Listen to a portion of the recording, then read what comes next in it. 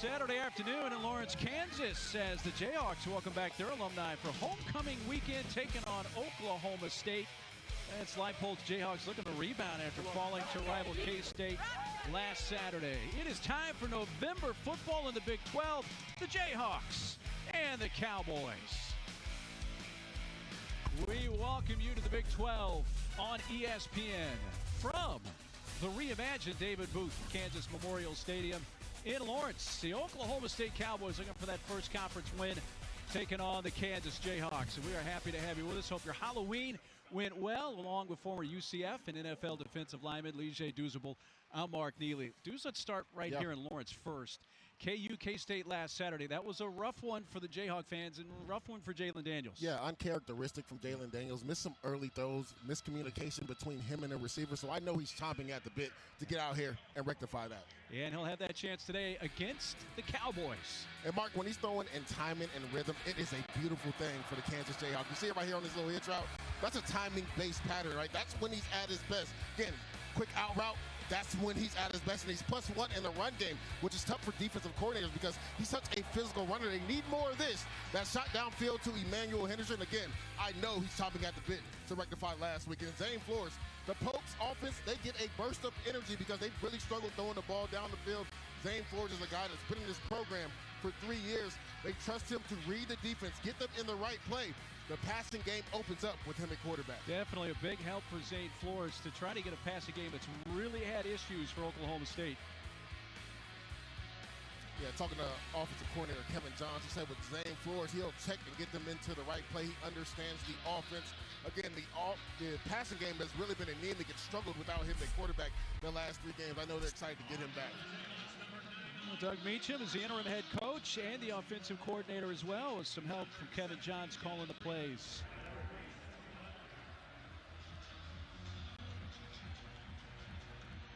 Well, the Jayhawks won the toss and deferred. Well, the Jayhawks are wearing the red tops today and the blue pants. 172 career wins for Lance Leipold, and it really has turned around the Kansas football program here in his handful of years. Sesi Vaialahi back deep along with Gavin Freeman. Cowboys wearing all white today with a little orange trim, and we are underway from Lawrence on this homecoming Saturday. It's into the end zone for the touchback out to the 25. So we've had 3 different starting quarterbacks this year, Deuce, for Oklahoma State. They started with Hoss Haney in week 1. He gets hurt. Flores starts weeks 2 through 5, and then weeks 6 through last week you had Sam Jackson the 5th. Flores is back, and that's a big deal for them. It's a massive deal for this Pokes offense. Something that doesn't get talked about enough is his mobility. He can really get outside the pocket and hurt you with his legs. Rodney Fields, who's been banged up, played today as well. You see Freeman go in motion, and it's a handoff. First play right up the gut. Rodney Fields, who we were told would only get about a half dozen carries, gets the first one of the day today. Yeah, a little bit surprised he's been banged up. We'll go into some of the playmakers on the outside. Gavin Freeman, number 17, is a guy that I really like in this offense. He's a guy that they want to get the ball to in space. And you see it right there, Mark. Leads the team in receptions and receiving yards and receiving touchdowns. He is a guy that plays with elite effort. The coaching staff says he plays so fast, sometimes they got to tell him to slow down instead of sick him. He is 5'8", 185 pounds, but he is a bundle of energy. And here's Fields again, cutting out right side. Steps out of bounds. We'll see where they mark him out. Pushed out by DJ Graham, the cornerback. And we have a Kansas player that is down. And Tommy Dunn Jr., DJ Withers. That is DJ that is shaking up one of the defensive tackles for the Jayhawks. Yeah, he's one of the better players inside. Him and Blake Harreld create a lot of havoc inside, playing with great pad level and leverage. It's good to see the big man getting up to his feet already. Guy who's in his 5th season in the Jayhawk program. Banged up here early, just a couple plays into the game. That run was enough for a first down for Oklahoma State. We got the Pokes, who, of course, after week 3 and a loss to Tulsa, fired longtime head coach Mike Gundy. And at 1-7 overall, 0-5 in conference play. Looking to change things here today in Lawrence. Motion outfield, empty backfield. Flores looking in that direction. He fires, has a wide open Terrell Davis. Breaks one tackle, stumbling across midfield. And they're going to say he steps out at the Kansas 43-yard line. We're already seeing the impact of Flores in this game with his throwing. And nobody's happier than Terrell Davis because we haven't really seen him since Zane Flores went hurt. He's more of their vertical threat, but he does a nice job on that quick out route. Also, shout out to Rodney Fields, who runs that go route that takes that flat defender out of there. Easy throw from Zane Flores. I know Terrell Davis is happy that his quarterback is back. Davis, who was a Division II All-American at the University of Central Oklahoma. After that big explosive play, they have a first down at the Kansas 43-yard line on the game's first possession. Here comes pressure, big chase, and he just throws the ball at the feet of Fields, so there shouldn't be any grounding. But Trey Lathan, the linebacker blitzing, is the one that put the most heat on Flores. You're going to see number 4 come right up the middle. This is what he does really well. Trey Lathan, he has speed and agility. Talking to defensive coordinator DK McDonald, they love to blitz him up the middle. A lot of simulated pressures where they'll drop the defensive end and bring Lathan in the A-gap right there. Miscommunication on the offensive line. He's unabated to the quarterback. Nice job by Zane Flores just getting ready to football. It sets up a second down and 10, just about a minute 15 into the game. Davis shifts along with Freeman to the far side. Flores hands off. And Fields gets the carry. There's a late flag thrown into the pile there at the 40.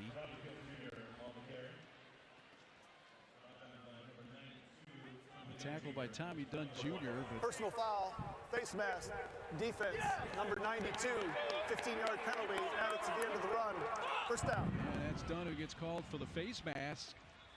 So the personal foul is going to push the ball all the way to the Kansas 25-yard line. And what a start here for Oklahoma State. And that's tough, Mark, right? He was coming off a block, right, trying to disengage. He gets his hand out, gets a face mask on Rodney Fields right there. Again, just disengaging from the block. Unfortunate play that hurts the Jayhawks.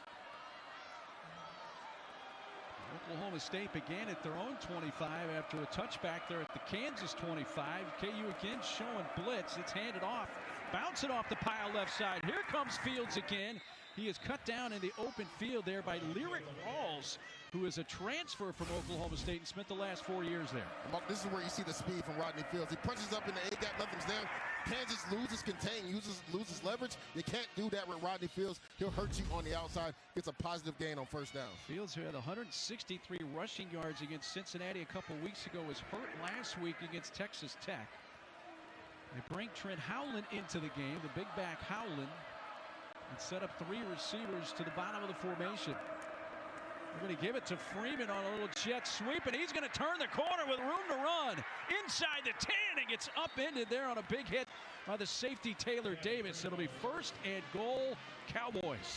It's a nice job by number 24, Trent Howland. You're going to see him to the right of your screen. He's going to be the lead blocker. He gets out in front, and you see the speed from Freeman right there. This is why we highlighted him earlier in this game, Mark. They just want to get the ball to him in space, let that athleticism take over. 12-yard gain and a first and goal now from the 8-yard line for the Cowboys. Howland goes out wide. Empty backfield for the quarterback, Flores. Now Howland in motion. He gets the football and is tackled in the backfield. And that's Leroy Harris, the third. Having a breakout season for Kansas. Going to see to the left of your screen. Nice job by number 33, Leroy Harris the third, getting up the field. Right tackle goes down. He doesn't get hit with the bait. He gets up the field, creating havoc. Gets a tackle for loss for this Jayhawks defense. Tackled the big man Howland, who's 6'2", almost 250 pounds. He is a load at running back.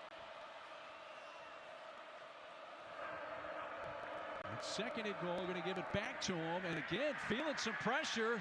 And gang tackling again by the Jayhawks, led by Keenan Caldwell, the defensive tackle. What a play by Caldwell. You're going to see him right in the middle of your screen to the right, 97. He does a good job defeating the slip block, getting up the field. The guard tries to block him from the backside. He keeps one hand free, gets a tackle for loss. That's 2 plays in a row. This Jayhawks defensive line is taking over the game. Well, this will be the 10th play of the drive. It's gone a little bit in reverse here the last couple of plays. So third and goal from the 12. Zane Flores, you just got to be smart with the football here. Flores fakes the handoff. He's looking. He's got a man wide open in the end zone. Touchdown. That's Shamar Rigby. He got free. Nobody around him. And Rigby with the touchdown reception, his first of the season for the sophomore from St. Pete, Florida. Yeah, defensive coordinator D.K. McDonald talked about this, right? Coverage bust, not communicating. They run a simple mesh concept, Mark. The guy to the left goes across the field. The guy to the right goes across the field. He gets dropped in coverage, and Shamar Rigby is wide open. Easy throw for Zane Flores. The Pokes get on the board early.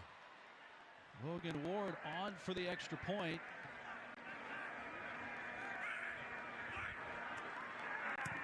That is up, and that is good.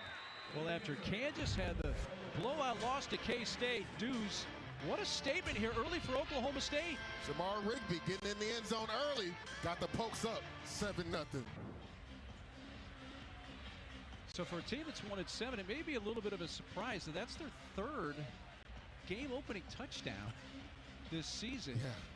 There on the right is Shamar Rigby, who played his freshman year last year at Purdue. So that touchdown catch, his first as a Cowboy. He did throw a 63-yard touchdown pass against Houston 3 weeks ago, but the guy on the left, Zane Flores, already has made an impact in this game. And we talked about it, Mark, how the passing game will open with Zane Flores at quarterback. He knows exactly how to get them in the right play. He's efficient with the football, and he's playing with a lot of confidence early in this game. Flores was 3 for 4 for 45 yards through the air on that first drive. Now Kansas to get the ball for the first time. Emmanuel Henderson and Keaton Quebeca back deep.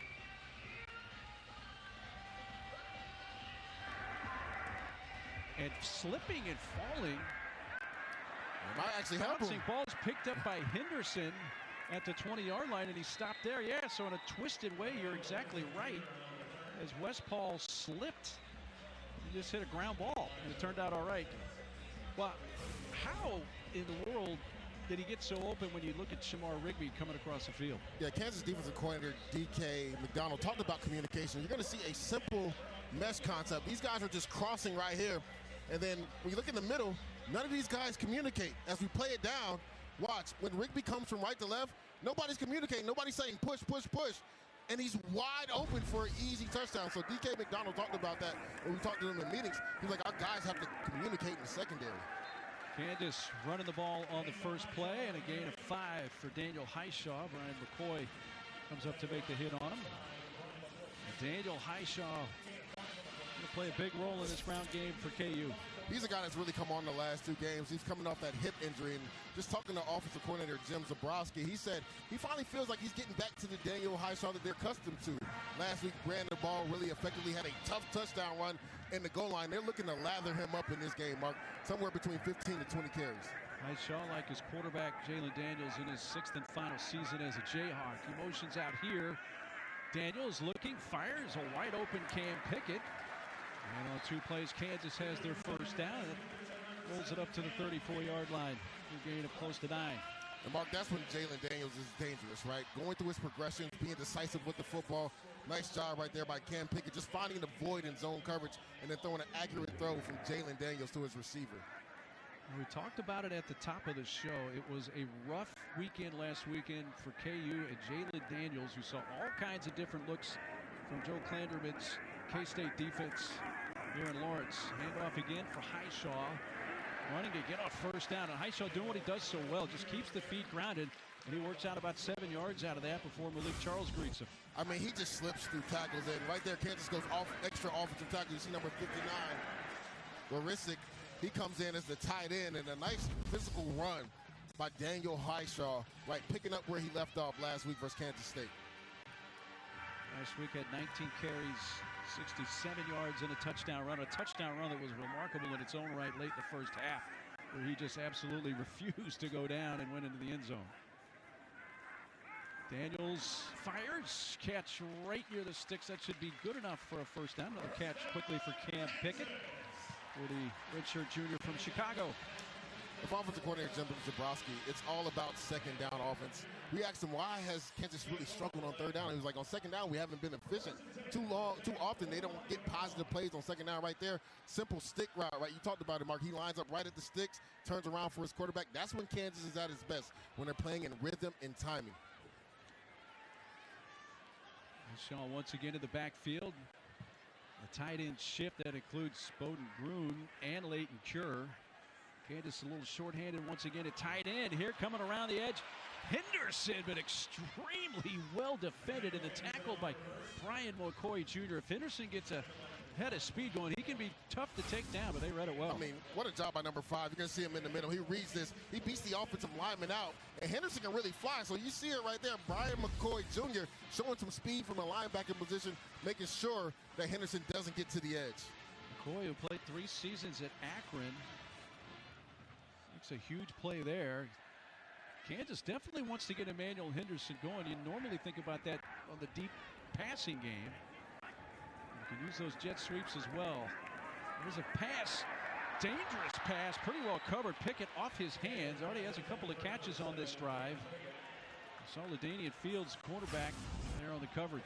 You're going to see number 23, Kenneth Harris. He tries to undercut this and almost makes a mistake. That was actually a really good throw by Jalen Daniels to his receiver, number 7, Cam Pickett. You have to come down and help your quarterback on that corner route, because if he catches that, he has a chance to take that to the house because Kenneth Harris undercut that. 3rd and 8. You see Kansas has been really had a tough time on 3rd down after being one of the best teams in the nation last year on 3rd down. Here he comes. Got quickly off the edge, but it gives Daniels a chance to make a move, and with his legs gets enough for the 1st down. Needed 8, got 9, and the Jayhawks moved the sticks. The Pokes' best rusher, you're going to see him off the left side of your screen, Wendell Gregory. Nice get off right there. But this is what I talked about in the intro. Jalen Daniels is +1 in the run game, right? You can have the perfect call on defense. He's the great equalizer with his mobility. Does a nice job, right? Finding a passing lane, getting north and south, and picking up that 1st down. Not too far away from 10,000 total yards of total offense. That's his career numbers against other active players at the FBS level. He's going to give it up this time. Lee Charles there to make the stop. Number 0, bringing down Highshaw. And Mark, you think about this Pokes defense, how they played last week versus Texas Tech. The score wasn't indicative of how this defense played. They've really been stout against the run. You see it right there. Number 0, Malik Charles, does a good job disengaging from the offensive tackle and holding that to a small gain. They do a really good job block destruction up front with their defensive line and create havoc. I'll tell you what, and Cowboy fans know this, last week's game in Lubbock started as badly as it could possibly start for Oklahoma State. Much better start for them in this one, but trying to do things defensively. A lot of time for Daniels. Well covered, but what a catch by Bryson Canny, who made the adjustment and is stepped out inside the 20-yard line. That's a 24-yard gain. I mean, Mark, number 27, Raymond Gay, he's in perfect position, just jumps a little bit too early. What concentration by Bryson Canty to go up and high point that football. Gay thinks he has an interception, but Canty plucks that out of the air. Canty, who played 4 seasons in the Ivy League at Columbia University's 8th catch of the year. That's a guy that's kind of under the radar for them. It's a big catch here to keep the drive going, and a pass for Pickett. His 3rd catch on this possession, opening possession for Kansas, but not much there. That's Brandon Rawls, the stop for Oklahoma State. Yeah, he is the guy in the middle of this defense, plays extremely hard, wants to be great. You're going to see him make a lot of physical tackles today, just like on that play right there. Loses a little bit, so it's 2nd down and 11. And this will be the 11th play of this drive, over 5 minutes off the clock. LeSean Williams checks in at running back for the first time for KU. He's in the pistol with Daniels. Got Henderson manned up here on the bottom part of your screen. Going to give Williams a chance, but he's immediately wrapped up by Brian McCoy Jr. And it's going to be a 3rd and long once again for KU. And Brian McCoy's having himself a good first drive. He does a nice job right there, disengaging from the offensive line. You're going to see him right in the middle of your screen. We call this shock shed, get into the backfield. Great play by Brian McCoy Jr. right there. Well, this one's a little longer than the last 3rd and long. It's 3rd and 12 for the Jayhawks. Highshaw comes in. Couple receivers up top. And in motion there is Levi Wentz. Daniels looking in his direction, goes towards the end zone, but overshoots the intended receiver, Cam Pickett. Kansas is going to bring out the field goal unit. Yeah, defensive coordinator Clint Bowen decides to go pressure, but Kansas goes max protection. They keep their tight end. They had what they wanted on that post route right there from Cam Pickett.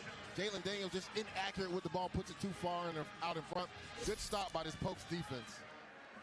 It's going to bring in Laith Marjan, first-year kicker for Kansas. He's off to a tremendous start for them. 38-yard attempts out of the hold of Graydon Addison. It is up, and it sneaks in the right upright and is good. And he just broke the school record with his 12th consecutive field goal, breaking Dodge Schwartzberg's record that was set back. So Halloween last night on a Friday night gave the crew a chance to check out some of the more haunted experiences around. Didn't even wait until dark. Going to the cemetery. Might not want to get on that bus or hang out with that crew. Are you a haunted house guy, Deuce, at all? Not really, man. I don't like things just jumping out randomly at me, man. I like to protect myself at all times. We found Waldo.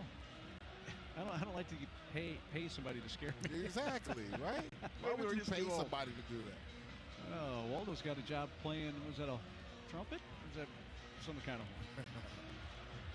Still having some fun with Halloween here, even though we are November 1st. How about this? We're into the final month now of the regular season. Crazy, man. The season has flew by. 7-3 Oklahoma State. Each team has had the ball once. Officially, that was a 39-yard field goal for Laith Marjan that has set the Kansas record. 12 consecutive makes for him. And into the end zone once again. Hey, let's get to the do's and the don'ts for my man Deuce. The do's for the Oklahoma State offense: get Zane Flores in a rhythm early, which they have. Flores has missed the last 3 games, and the pass offense has struggled with him now at quarterback. They need to get him some easy throws early. Don't for the Kansas defense. Don't allow the explosive passing play.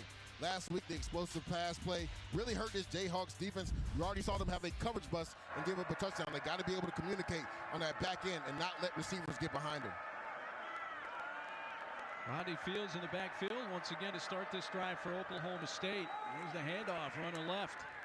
Fields goes for a couple. When we chatted with the Oklahoma State staff on Thursday morning, at that point they thought Fields would play a limited role, but obviously he's feeling a lot better because he's playing a major role. Literally, Mark, we thought maybe 5 to 7 snaps at running back. He started the game, and he looks just as fast as he did earlier in the season. So to your point, he must be feeling a lot healthier than they thought going into this game. Picked up a couple on first down.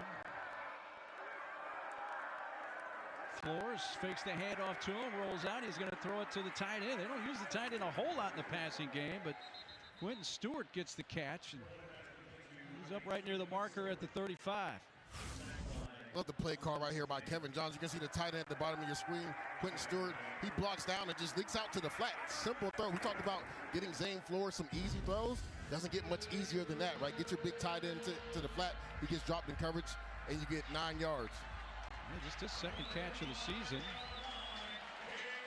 They're just a little bit short. It's third and not the length of the football. Third and a short one. Play clock. And it's down to 2, down to 1. They're going to have to use their first timeout.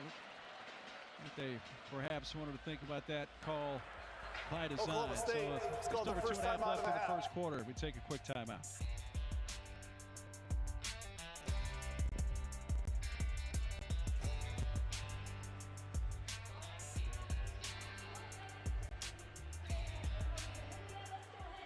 At a high efficiency right here. Nice job by Zane Flores finding his receiver to the flat. Gavin Freeman get the defense out leverage, and then an easy throw to Shamar Rigby. Right, I love the balance, Mark, between run and pass on that first drive.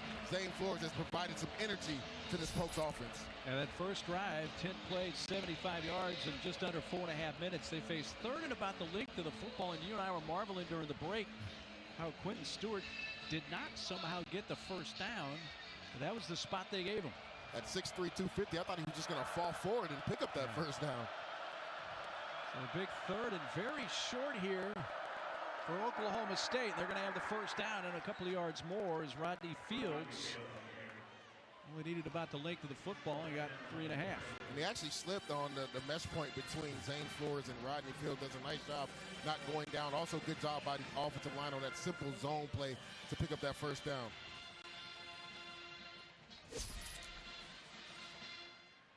See what the Cowboys have done offensively. It has been a rough road. Much better start for them here today. We mentioned the terrible start they had at Texas Tech. They were shut out in Lubbock last week. First time they've been shut out this year. Flores, play fake. He's going to go to the far side and wide open right at midfield. Freeman. Rigby took a massive hit. Dean Miller came over. But it's still enough for a first down at the Kansas 48, a gain of 14. Yeah, nice play call by Kevin Johns. Again, you're going to have a clear out route, and then you have a out route by Shamar Rigby. You see a physical tackle cutting back across the grain right there. It's a nice job being physical by this Jayhawks defense. And Dean Miller came from that blind side. What a hit on Rigby. Hangs on, first down. Once again, a drive here for Oklahoma State that's into KU territory, but they're stopping this play. They're going to the previous play is under further review for targeting.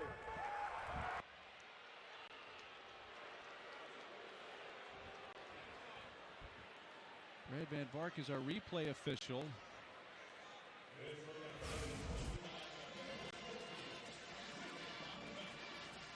Is that to the head or neck area? I don't believe so. It looks like it was dead in the chest. We call those stack monsters coming out of the stack. He gets his head to the side. It hits Shamar Rigby on the left side of his shoulder. Now he does drop his head, but it's not a launch at the head or neck area. You talk about that 6-inch crown. To me, that's a perfect form tackle. Like, that's how they teach you to do it. So I don't think this will be targeting. I think that's just a great effort play right there by Dean Miller, number 5. Yeah, I'll give it the kiss of death for you. I'll totally agree with you. That's usually when they pull something out of thin air. Correct. Yeah, I mean, that's textbook tackle, like face mask in the chest. After further review, there is no foul for targeting. First down. I think when the replay booth obviously is the one that called down to stop the plays. They saw that head, the snap of the head, I think, and like, oh, we got to take a look at that. So I understand why they stopped it. Correct. But I'm glad that they saw that quickly and we're back in play, because again, that was a really good play by Dean Miller. Rigby not showing any ill effects from that hard tackle from Miller. Flores right now 5 of 6 for 66 yards. And they go to Freeman in the Wildcat, and Freeman gets upended just as he crossed the 45, tripped up there by Austin Alexander. Not unusual to see the Pokes go to that Wildcat, especially just to get the ball in the hands of Freeman. And they also had their backup quarterback, right? Sam Jackson, who also plays slot receiver. He was in the backfield. Dane Flores was off the field, so they faked the reverse coming around. Rodney Fields does a nice job blocking to the left, and Freeman is able to get around the edge. Dane Flores comes back on the field. He's second down at 6 from the Kansas 44. And a handoff. Rodney Fields Jr. for just a yard or so, met there by defensive tackle DJ Withers. Nice job by number 33, Leroy Harris as well. Right, the tackle blocks down. He skins off that tackle. Is there to help with Withers to hold that to a small gain. So before this 3rd and 6, clock winding down, and Cowboys are going to let it go to 0 to take us to the end of the first quarter. But if you're Oklahoma State, you're pretty darn pleased with the way this game has begun. You have to love how this game is gone right here. Great job by the Pokes to start this game up 7-3. Big 3rd down when we come back.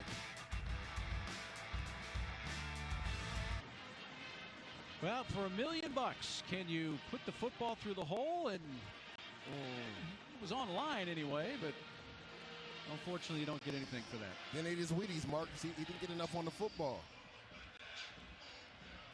Yeah, we talked about right before going to the break how big of a 3rd down this is. If you're just Kansas Jayhawk defense, if you can get off the field, look for Oklahoma State to maybe do some rub routes. They've had some success, right, running some clear-out routes and running some flat routes behind it. If you're Kansas, you have to communicate on defense to be able to get off the field here on 3rd down. Freeman motions near side on this 3rd and 6 to start the second quarter. Flores fires wide open. Freeman first down inside the Kansas 35, down at the 34-yard line. And we call that biting the cheese. I talked about it, Mark. They'll run some clear-out routes. You see this linebacker right there, Trey Lathan, number 4. He gets too far down the field, right? And Gavin Freeman, they just bring him on a simple drag route, easy throw from Zane Flores, right? Too much space in zone coverage. They got to be able to match some of those routes. Right there, the Jayhawks don't do that. The Pokes pick up an easy first down. The drive continues for the Pokes. Handoff, Trent Howland. I mentioned how big Trent Howland is. Let me put this in perspective for you. When you think about the biggest running back in the NFL, I think everybody thinks of Derrick Henry. Correct. Who is listed, if you go on the ESPN website, Derrick Henry's listed at 6'2", 252. Yep. Howland is 6'2", 247. So almost identical size. Yes. All right. That's a big man. That's a very big man. And he's really come on in the run game. I was actually talking to offensive coordinator Kevin Johns. I was like, is this a game where you maybe try to get Trent Howland going a little bit more, maybe 15 carries? He's like, somewhere between 10 to 15. That's how many touches we want him to have. They fake the handoff to him, fire it out to the far side, and another catch for Freeman. Lyric Rawls, his former teammate with OSU, wraps him up at the 25-yard line. That's a great read by Zane Flores. That's an RPO, run-pass option. He sees that the corner is off right there. He gets it to his number 1 target, Gavin Freeman, on a comeback route to get it to 3rd and short. Another 3rd and short, and the obvious play call is give it to the big man. He barrels through. Ball comes out late, but whistle is already blown. So Howland certainly has enough for the first down for OSU. I mean, he's the only back on this roster that's averaging over 4 yards a carry, 4.5. And you talked about it, Mark, pure size alone, he's going to fall forward for 2 or 3 yards. So you know where the ball is going on 3rd and short. Nice physical run by Trent Howland. Also a nice job by the offensive line right there on 3rd and short. Oklahoma State had a 10-play touchdown drive to start the game. Got another one going here. It's eaten up almost about 6 minutes. Kansas offense has only had the ball 1 time so far. The drive that stalled and resulted in a field goal. There is a flag, and Sam Jackson gets the ball in his hands for his first time. Jackson, who's been the starting quarterback the last 3 weeks. Able to go back to receiver, and they jet sweep him, but this looks like it's coming back. I believe we're probably going to get a hold on the edge. Oh, looks like maybe an illegal shift. Illegal shift. Offense, number 18 and 82. 5-yard penalty, first down. Stewart and Jackson both moving. That's illegal. Yeah, both of those guys moving. Seemed like there was some confusion by number 82, Quentin Stewart, right there, because we know Jackson was supposed to go in motion. He was getting a speed sweep, so right there, not executing, they cause a wipeout of an explosive play. Yeah, exactly. It backs it up to 1st and 15 on the 25-yard line. Fields has come back in. He motions out. Flores looking to throw, but this time the Jayhawk rush gets to him. Marcus Calvin, number 56, the first to get the sack. It's a nice job by the big defensive tackle up front. You see him in the middle just working. That's a coverage sack. Nice job by the Jayhawk secondary, right? Passing everything off in zone coverage. You see number 56 just continue to work, Marcus Calvin.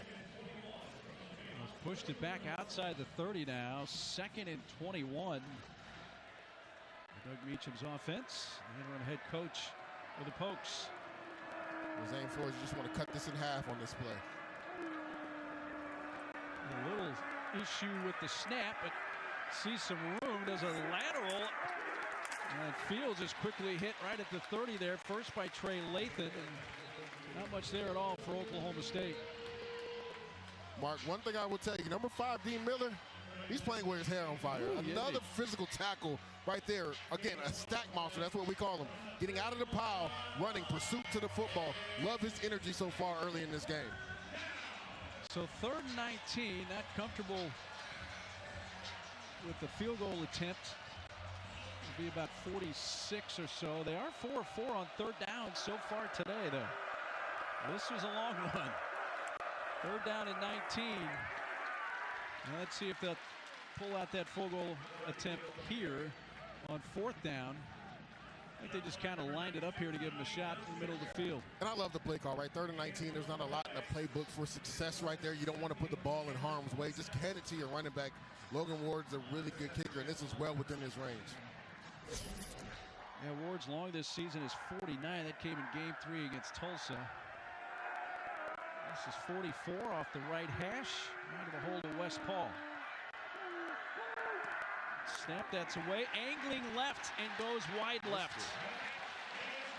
And KU's defense keeps him off the board. The missed field goal keeps it a 7-3 game. You're going to see number 33, Leroy Harris. He's going to come in the middle of the field. He swims the guard and almost gets the block. I wonder if that threw off the timing for Logan Ward. He misses the field goal. It is a homecoming Saturday in Lawrence.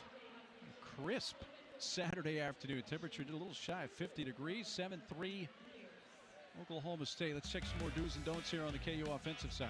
Do's for the Kansas offense, get Emmanuel Henderson going down the field. Henderson is Kansas' big play receiver. They like to take shots with him down the field. However, the last two games, they haven't been able to connect with him. They have to get him going down the field, and the don't for the Oklahoma State defense. Don't allow Jalen Daniels' legs to hurt you. We already saw that on 1 third down. He is very dynamic with his legs when he gets out of the pocket and also hard to bring down. Le'Shawn Williams hard to bring down right there. He powers his way all the way up to the 35-yard line before he's brought down by Landon Cleveland. Right here, another missed tackle. That's really what plagued the Pokes last week, especially late in that game. They gave up some leaky yardage because of missed tackles. And that first drive, they did a really good job of tackling in space one-on-one. Right there, too many missed tackles leads to a Kansas Jayhawk positive run. Under 10 minutes to go in this first half. Again, this is just the second Jayhawk offensive drive of the game. First resulting in the field goal from Marjan. Daniels rolling out right. Takes his time, fires downfield. Nobody home. Now, Henderson got all tangled up there.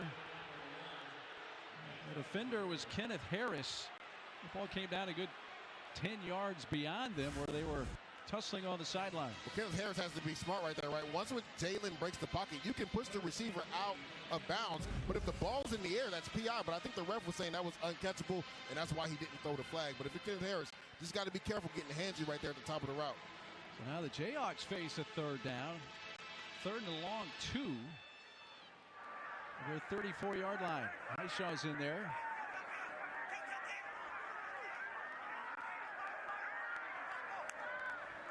Jalen's going to pitch it. Highshaw coming to the short side of the field. He gets enough blocking to have the first down and a lot more. He's going to step out just shy of the 45-yard line. Mark, this is the chess game. Nice job by Jalen Daniels taking him to this toss play. He felt like he could out-leverage him. They pull the guard, get the tight ends on the edge. Nice physical run by Daniel Highshaw. But that all started because Jalen Daniels saw something and checked the play. The Jayhawks convert on third down. I tell you what, dudes, these are, quite frankly, two of the worst teams in the Big 12 at converting on third down this year.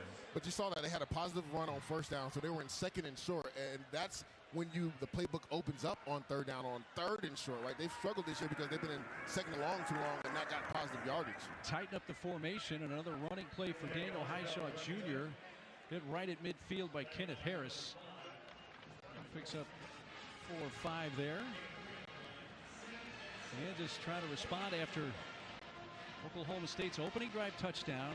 Cowboys, that last drive, the missed field goal, it was a 14-play drive. Over 8.5 minutes came up empty. And offensive coordinator Jim Zabrowski talked about using some extra linemen right there. Number 59, Nolan Gorzyka is back in the game. 2 plays in a row. Candy goes in motion, handoff again. Highshaw this time. Kenneth Harris wraps him up. Minimal gain there right at midfield. These backers and safeties for this Pokes defense are really flying downhill. Obviously, with the extra offensive linemen, they know that run is highly probable. Would not be surprised if they put Gorzyka in later and maybe take a shot down the field. Another third down for the Jayhawks. 3rd and 6. They're 2 of 3 on third down so far today.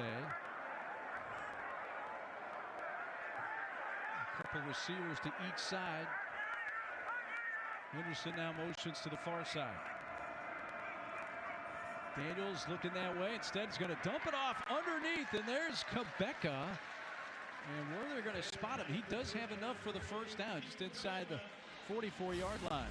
Tries to get him on a simple drag route coming from the right side to the left side. Now, that ball's thrown a little bit behind him, so that's nice concentration by Kabeka to haul in that catch.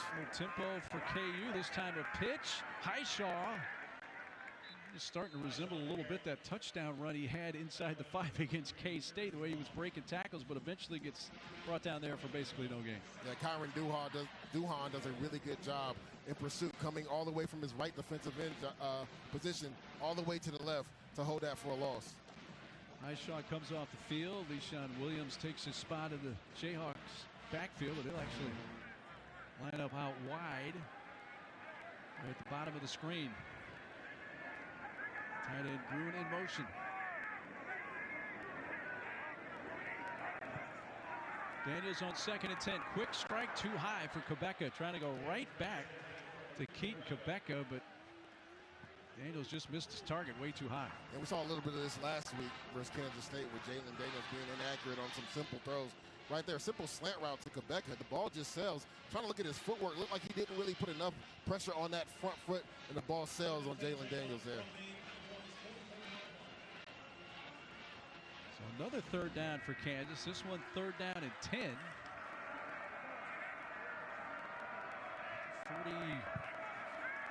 43-yard line. Dumped off. Williams. What a play. Exactly. Brandon Rawls. Just when it looked like Williams is going to get ahead of steam and get that 1st down, he gets stopped about 1.5 yards short. Looks like Kansas is going to go for it. Williams is banged up, but this is a tunnel screen. They love this on 3rd and long. Watch number 5 right in the middle. I believe number 6, Brandon Rawls. He's almost like a pinball in between those offensive tackles. He fights through and holds that down short of the 1st down. You talked about it, Mark. If they're able to block him, that looked like that was going to be an explosive play. That's a heck of an effort by number 6, Brandon Rawls. And as you mentioned, we saw Williams hobble a bit off the field. They're checking him out on the sideline. Well, Highshaw's in on his 4th down and 2, and the pass goes out to the tight end, Leighton Cure.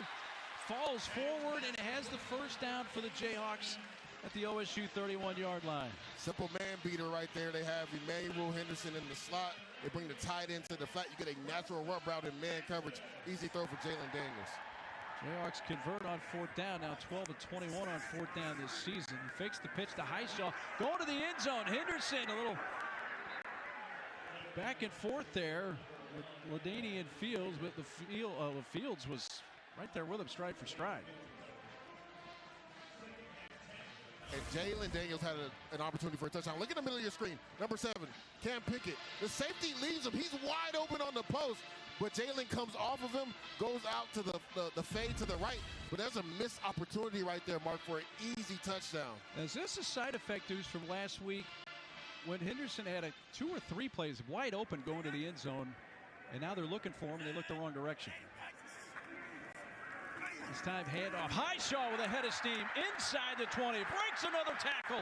Barrels his shoulder right into the defender, and he's stepping out of bounds inside the 15-yard line. What a run for Daniel Highshaw Jr. It's a nice job by the right offensive side. Kobe Baines, number 7. They do a good job blocking on his zone scheme. We talked about it, Mark, earlier. This guy just does not go down on first contact. He slips out of blocks. Nice contact balance right there by Highshaw on that zone run to get an explosive play. 17-yard run for Daniel Highshaw Jr. 1st and 10 Kansas at the 15 of Oklahoma State. KU looking for their first lead. Fake the handoff, and now Daniels is going to be hit and dropped by Ladany and Fields in the backfield for a loss. But that play happened because number 4, Wendell Gregory, created all type of havoc in the backfield at the mesh point. Number 4, he's their best defensive lineman up front. Long, rangy defensive end, 6'3", 255 pounds. 13 tackles for loss already this season. Right there, creating havoc in the backfield again. The 14th play of this drive for the Jayhawks. They go empty on 2nd down and 12. Pickett motions. Look at his direction by Daniels. Now he's flushed out, running left, and he's got room down the sideline. Inside the 5, flips forward, out of bounds. Let's see where they mark him out. It will be inside the 5 for Kansas. And Mark, one of our do's and don'ts, right? Don't allow Jalen Daniels to use his legs. Right there, Wendell Gregory, I praised him to play before. He loses contain, comes all the way inside, leaves the defensive tackle out there one-on-one, and with Jalen Daniels, he's going to win that foot race every time to the edge. Well, 1st and goal, Jayhawks, just inside the 4-yard line. Cure and Gruen, the 2 tight ends there in that formation as well. Daniels going to give it up. Highshaw bounces off the pack, still going, and he does it again. Wow. A little bit of a different twist than the touchdown run he had late in the first half against K-State. Oh, that's... Daniel Highshaw doing what Daniel Highshaw does. That was incredible. Mark, that's 2 weeks in a row where he should have been tackled in the backfield, but the legs continue to turn. He just slips out of tackles. Wendell Gregory does a nice job knocking the tight end back, and it seems like Highshaw has nowhere to go. He bounces off that contact and just finds his way to the end zone. What grit and determination by Daniel Highshaw. Jayhawks take their first lead. Marjan on for the extra point. And Kansas takes a 10-7 lead. Well, each team has had the ball twice.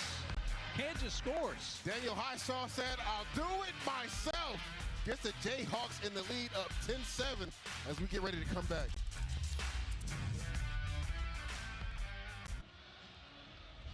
Welcome back to Lawrence, Kansas, where the score is 10-7. Kansas up.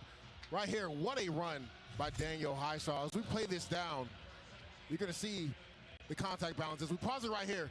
Wendell Gregory, number 4, he does a good job knocking the tight end back. Watch Daniel Highshaw get here to the outside off of that contact. We call that contact balance. Breaks another tackle mark and finds his way to the end zone. What grit and determination by Daniel Highshaw. You talked about it earlier, Mark. Had a touchdown run very similar last week versus Kansas State. That was a very entertaining 3-yard touchdown run. Yes, it was. Well, each team has had the ball twice in the first half, and we have 3:23 left in the first half. Each team has had 2 long drives. Right, very efficient on offense, right, moving the chains. And we saw last time Oklahoma State had it, long drive, but don't come away with points off a missed field goal. That's taken right at the goal line by Gavin Freeman. Freeman down the sideline. He gets pulled down at about the 30. Let's see where they mark him, but nonetheless, that's where Oklahoma State will have it when we come back with 3:17 to play.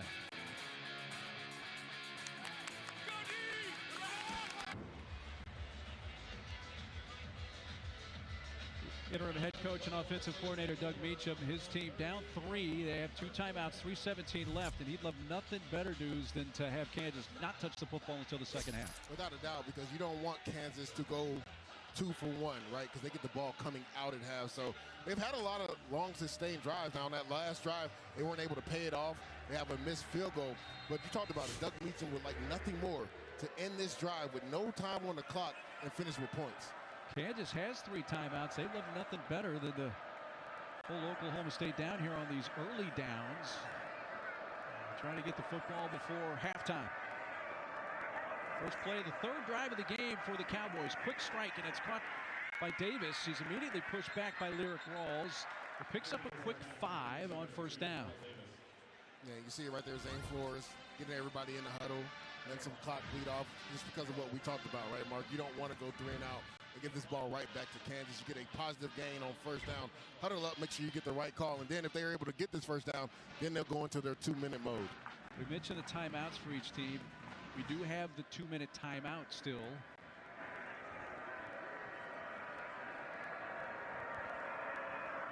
It's second down and 5. Big play here just to see how this drive's going to go. And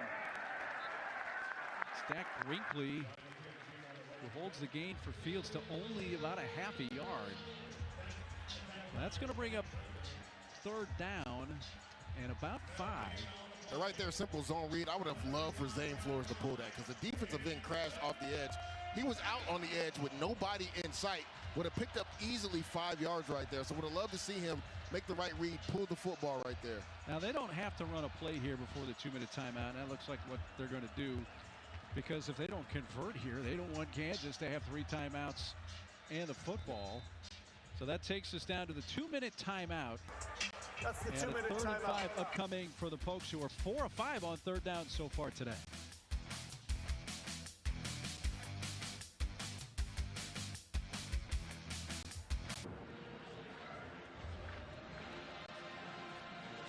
The KU band still in the Halloween spirit here on November 1st. 2 minutes to go first quarter. 10-7 KU. Waldo's elected to go shirtless in the 48-degree weather.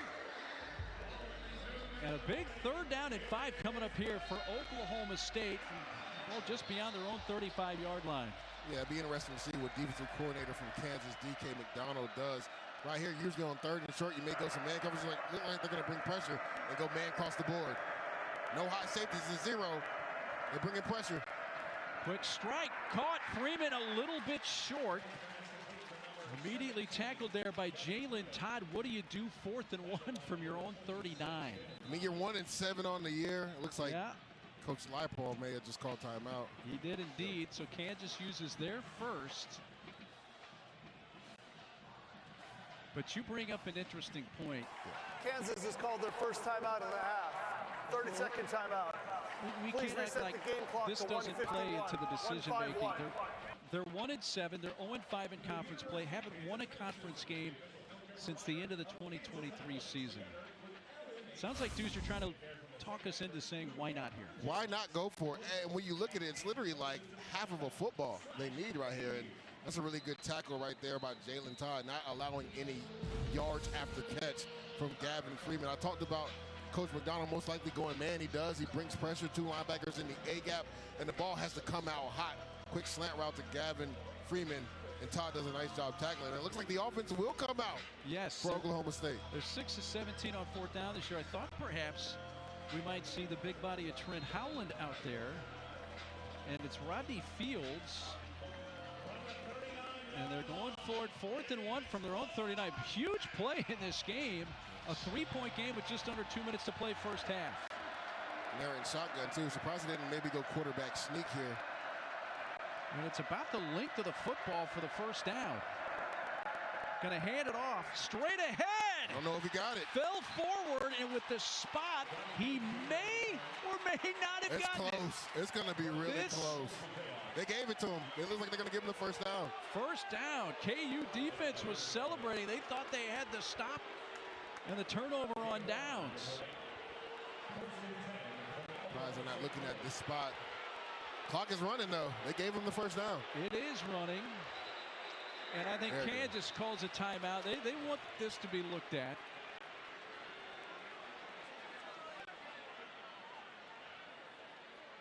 Well, Lyric Rawls. Kansas has called their second timeout of the half.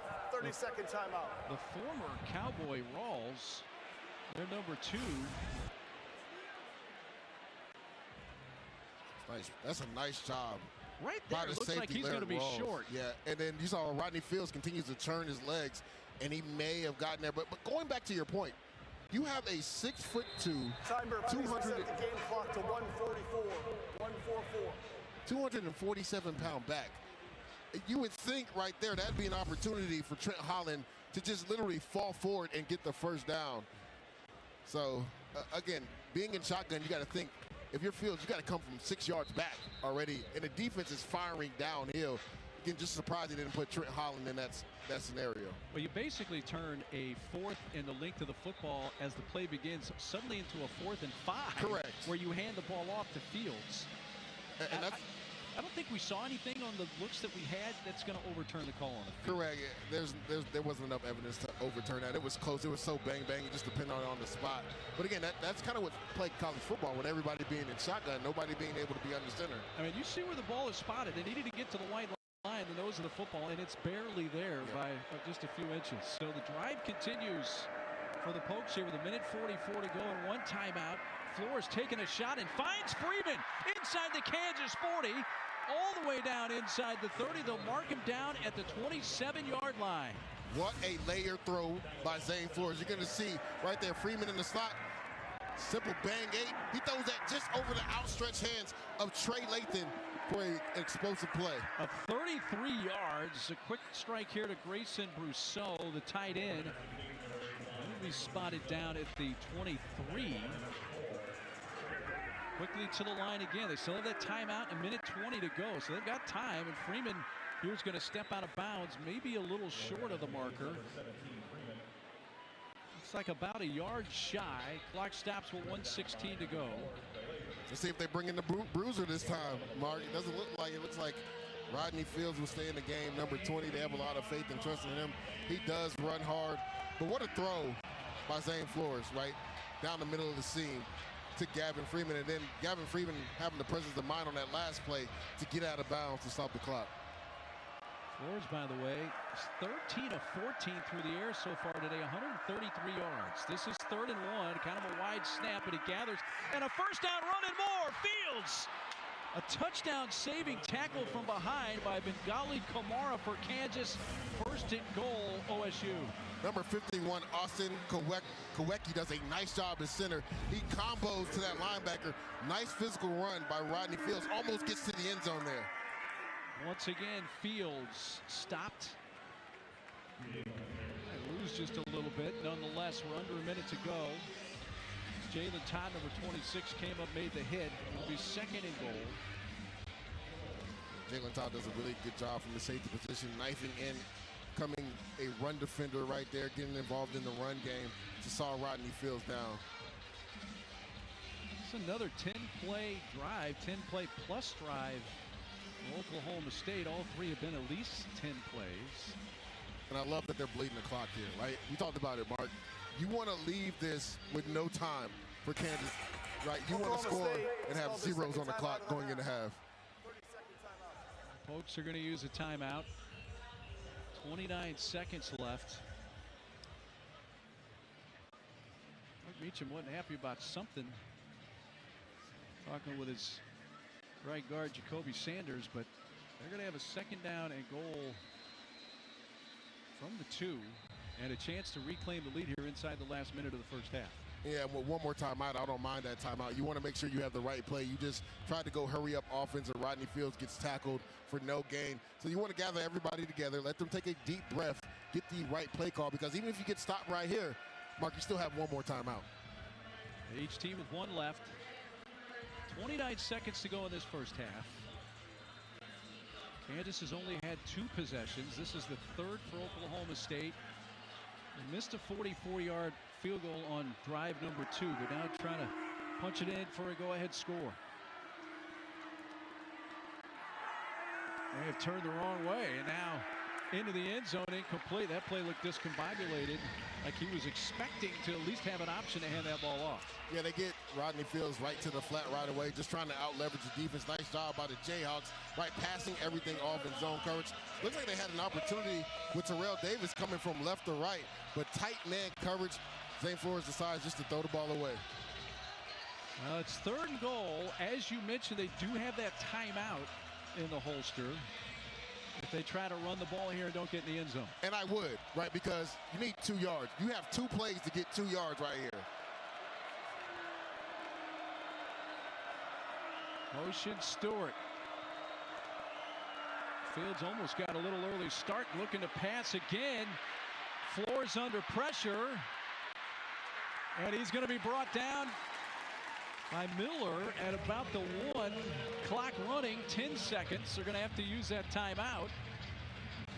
They get the ball spotted. It's down to 5, down to 4. And they're just going to let it run down and try to kick a field goal to tie the game. That's a great job by Flores, just getting back to the line of scrimmage, because when he gets to the left, it looks like he's going to be tackled for a loss. Well, they had a couple of chances from inside the 2 and elected not to run the football a couple of those. Yeah, don't understand that on 3rd and 2. You have a timeout like you talked about, Mark. Why not run the ball with Rodney Fields? We saw him just break off an explosive runs, or even put your big physical back Trent Holland in and run the ball right here on 4th down. Then you go for it in regards to throwing the football. But if you gain 1 yard, line it up and run it again on 4th and 1. But because they decided to throw the ball right there, now you're in 4th and 2. It's almost going to be a high chance of them throwing the football right here. Kansas will get the ball to start the second half. Logan Ward missed from 44 on their last possession. Oh, looks like they're going to kick the field goal. A little bit surprised here. I thought that Doug Meacham would be aggressive and potentially, try to take the lead going into half, but maybe he just wants to tie it up, for morale for his team going into half. Gives Ward a 19-yard chip shot off the left hash. Ball down, kick is away, and no! They come up empty. And a sudden boost for the Jayhawks, who will take a 3-point lead to the intermission. And I believe it's the same guy, Leroy Harris, who we talked about last time, who swam and got in Logan Ward's way. Right there, low kick, gets his hands up, gets a big block. for this Kansas Jayhawk defense. Take another look as we go to break. He's right here to the right side. I believe number 33 gets his hands up. Great block by Leroy Harris to get the momentum to shift back to the Jayhawks right before half.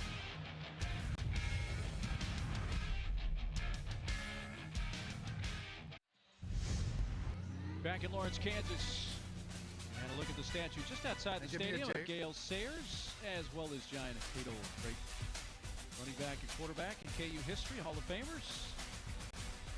This Saturday from Lawrence, November 1st, into November football here in the Big 12. I think if you're Oklahoma State, you're thinking we left some points out there. It very easily could be a 17-10 Oklahoma State lead if they make a kick and then convert late in the first half.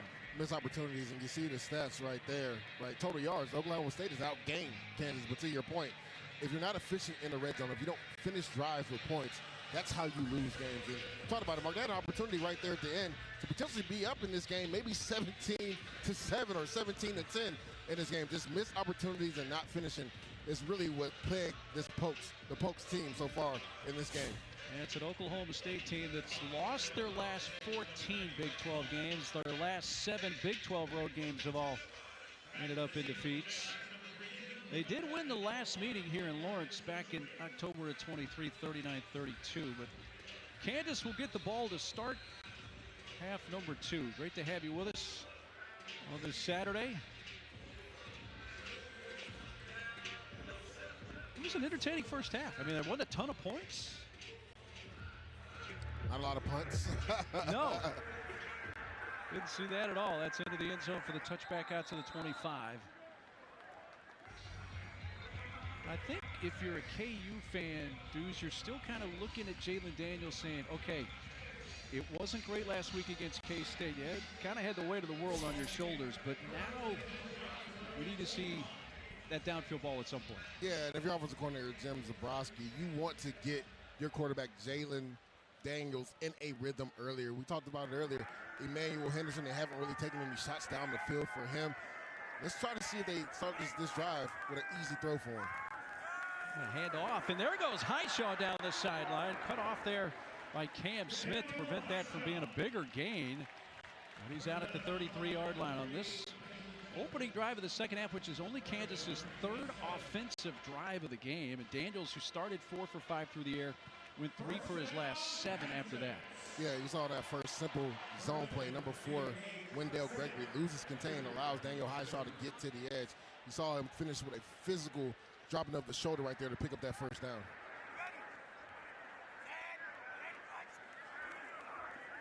Gonna flip it here to Pickett in the open field, able to break one tackle. He's across the 40, makes a spin move all the way to midfield before he's met by Malik Charles.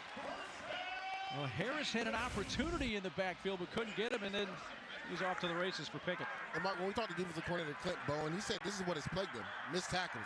Matter of fact, throughout the week of practice, there was a player that didn't really produce in their tackle drill. They left him at home because he said, on my defense, you're going to tackle. Daniels on the keeper, got the slide down just in time to avoid a big hit from Parker Robertson. That previous play, an explosive play for Kansas, 18 yards. Good job getting down. As a quarterback, you don't need to take an unnecessary hit. Got down just in the nick of time. Might have taken just a little bit of contact, but avoided the brunt of it. Gained 4, 2nd down and 6. All on the 45 of OSU. Here comes Highshaw again. Cut it back upfield, but Ryan McCoy Jr.'s had a really nice game. He stayed with that and keeps him to just a couple of yards. Really good block by his left tackle, Calvin Clements, on number 4, Wendell Gregory. He gets a pancake block right there, which allows him to get to the edge to get a couple yards. And it's a 3rd down for Kansas, 3rd and 4. They are 3 of 5 on 3rd down today. And I wouldn't be surprised if they run the ball here, because this could be an opportunity where they go for it on 4th down. Yeah, this looks like 4-down territory. On the plus side of the field. Showing some pressure. Here it comes. Daniels fires, and a wide open Emmanuel Henderson will have the 1st down and wrestle his way just outside the 30-yard line of Oklahoma State. Man, I love a running back that picks up protection. Look like number 9 right there, Daniel Highshaw. He's the reason why they were able to get that slant route, because he stepped up in that A-gap, took on that blitzing linebacker, which allowed Jalen Daniels to step up to that throw to find Emmanuel Henderson on that slant route for the big first down. And a pickup of 13.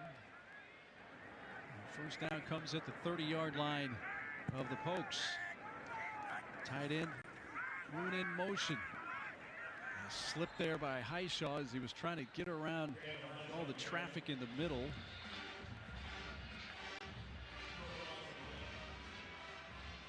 They're going to spot him back at the 32-yard line, so a loss of a couple. Good job by the defensive front from Oklahoma State, right? Creating havoc in the backfield. They make Daniel Highshaw stutter his feet, try to jump cut. Turf Monster ends up getting him to get a tackle for loss.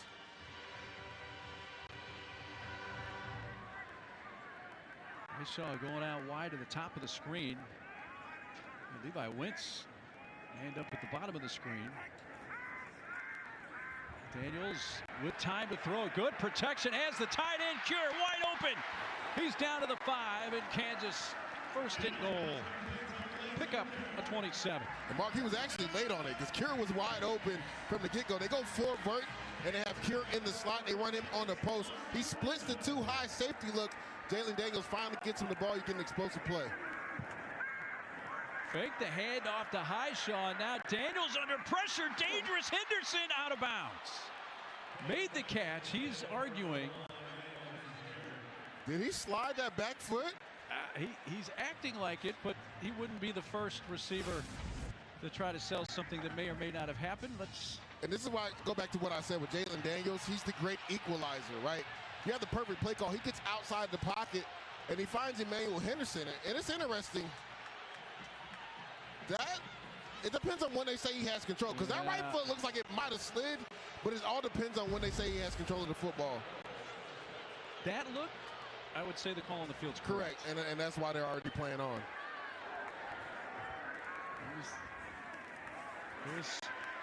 Nice open field tackle. Groon got met there by Cam Smith.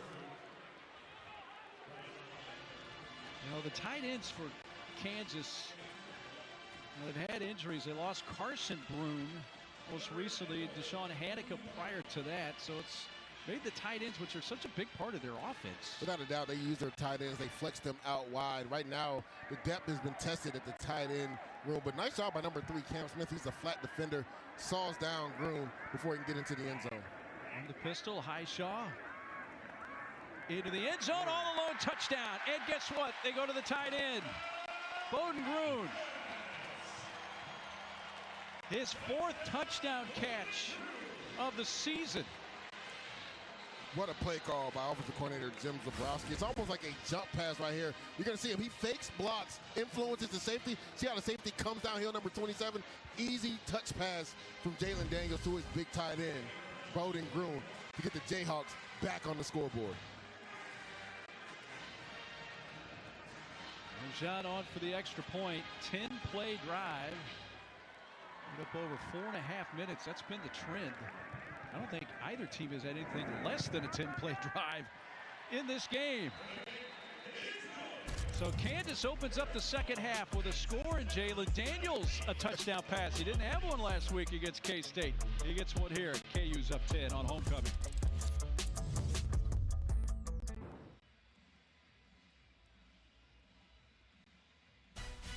Well, we get to week 11, and finally the rankings revealed in the 12-team college football playoff projection coming up this Tuesday, 8 Eastern Time, 7 Central on ESPN.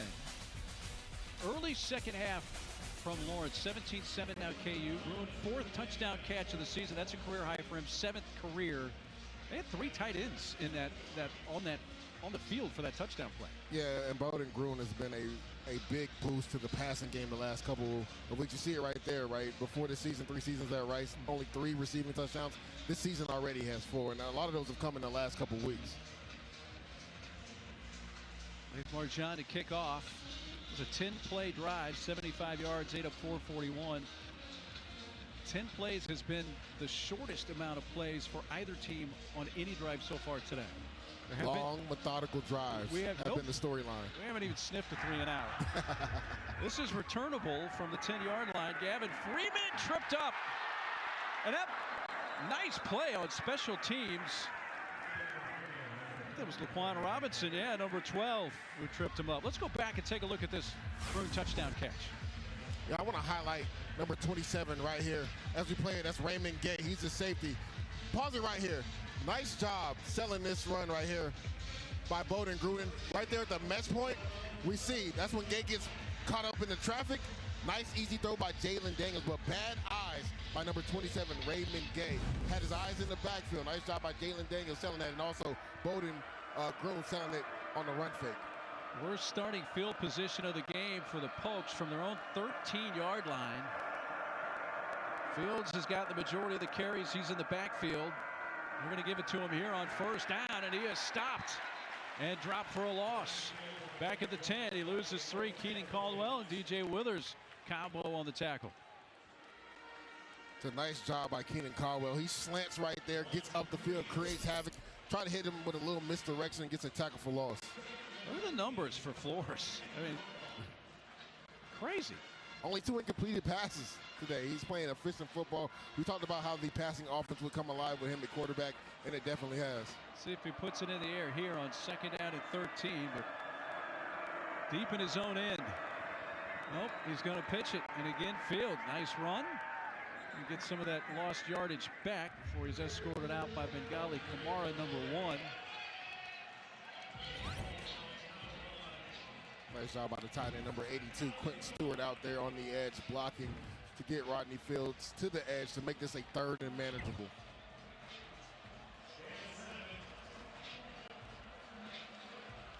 Oh, 3rd and 6. Confusion from the Pokes offense right now. OSU substituted. That allows Kansas to substitute. Play clock's under 10. Gonna be close. And they're going to have to. Kansas did what you see so often in college and in the NFL. If you substitute late, the opposing team's going to get you on it. It forces the Pokes to take a timeout. Well, they are 5 of 8 on 3rd down today. We'll find out what happens on 3rd and 6 when we come back.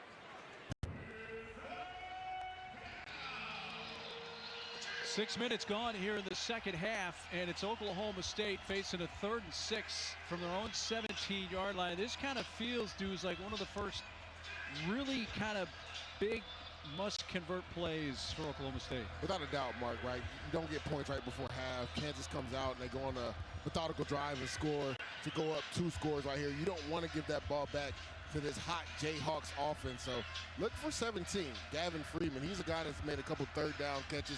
He's been their number 1 playmaker on the outside. Right now, he's lined up in the slot. One of the trio of receivers towards the bottom of the screen. They motion Terrell Davis. 3rd and 6. As Flores having a little more magic in that right arm to extend the drive. He's feeling pressure and he's sacked. Ball came out loose. Kansas did recover, but they say Flores was down. Blake Harrell with the sack, and it's 4th down. Nice job by number 95, Blake Harrell. They run a twist game. We call that a tom. Tackle in and then tackle around. He does a nice job scraping tight, picking up that sack. He's a guy that has really come on strong lately. Led the defense in tackles last week versus Kansas State. And Gavin Freeman was actually open on that play, and that's where Zane Flores wanted to go. Nice job by Blake Harrell getting the sack. First punt of the game, first 3 and out. That bounces in the Kansas territory. Will roll out at the 46-yard line. You have a flag back at the line of scrimmage. I'd be interested to see that sack again because it looked like flag on the play. Offside. Defense number 47 lined up in the neutral zone. That 5-yard penalty will be enforced at the end of the kick. First down. When Flores is being tackled, he falls on the defender first, and then the ball comes out. Now maybe a body part got down before that. Nobody wanted to stop and take a look at it, but you watch Flores as he's being sacked. Where is he? Maybe his rear end did touch the ground. I think it might have dragged. Yep. Good look. But it was close, though. Yeah. Let's look at this one more time. It's a nice job by Blake Harrell attacking the football too. It's close. I'm surprised that Coach Leipold didn't maybe challenge, or they didn't even look at that upstairs. But maybe they felt like maybe, like you said, one of those chicks, grazed the field. But it was close right there. Very close. Haven't had many penalties. It's been a clean game. Yeah. Correction, that penalty. Kansas finding the end zone on that last possession. A lot of that due to Daniel Highshaw. Yeah, they lose contain right there. They find the tight end Cure down to see him, and a little trickery right there. Nice job by Bowden Groom selling the run fake, popping out for an easy catch for a touchdown. So I guess they picked that flag up. It's a 45-yard punt. Kansas taking over at their own 46-yard line. A lot of discussion after that flag came out, but here comes Kansas in a fake here. Williams breaks free. This is Isaiah Marshall, the third-string quarterback who gets in the game. And a massive run, and suddenly the ball's right back about where it was a moment ago. First and goal for Kansas now. What an explosive run. Quarterback counter, and that's just all grit and determination. Again, the thing that has plagued this Pokes defense, Mark, missed tackles, and you see it rear its ugly head right there. He breaks about 2 or 3 tackles. It gets an explosive run. And a lot of pats on the back of the head. 44-yard run for Marshall, so Kansas, they mark it just outside the 10, so it's not first and goal, but a first down. Quick strike. They give it to Henderson. Hitting the block from Groom, trying to squeeze through that little crack, and does advance to about the 5. Hit there by Raymond Gay. Nice job right there by Emmanuel Henderson. Just getting north and south, not doing too much dancing to get a positive gain on first down. How about Kansas going to Isaiah Marshall? A massive gain and a chance now to add to their 10-point lead. To the end zone, fighting touchdown. That's Bryson Canny. And Kansas has come out to start the second half with a couple of quick touchdowns. And they're up 23-7. Really good read by Jalen Daniels. That's an RPO. Nice job setting up that fade right by Bryson Canty. He sells the inside, pops out on the fade. Nice touch pass by Jalen Daniels. Watch him sell the inside, then break out on the fade.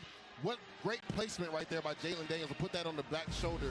Nice catch by Bryson Canty to get the Jayhawks on the scoreboard again. Canty's first touchdown as a Jayhawk, guy who came over from Columbia University in the Ivy League. And the point after is good at Kansas on their homecoming, now up 24-7. Jalen Daniels has found his rhythm, finds Bryson Canty to get the Jayhawks back on the scoreboard. Well, this was a 3-point game at the half. Kansas 2 touchdowns in the second half, and they got the first 3 and out of the game defensively. And then it was Isaiah Marshall with a big explosive play off the bench. Yeah, gritty run from Isaiah Marshall.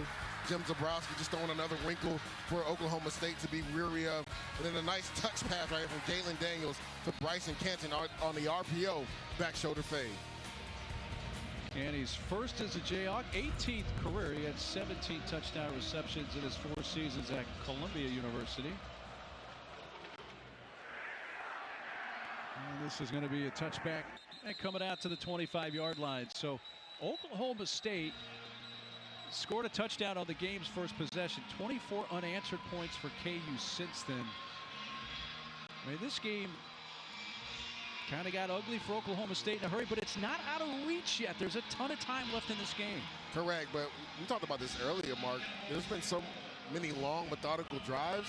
You got to think, like, at this point, if you're Oklahoma State, you got to come away with points on this drive. And you don't have to be pass happy because, to your point, there's still almost 7 minutes in the third quarter. There's a lot of football left, but they got to come away with points on this drive. Flores throws on first down and finds an open man at the 35-yard line, Terrell Davis. That's a good beginning for this drive for the Pokes. Gain of 12, first down.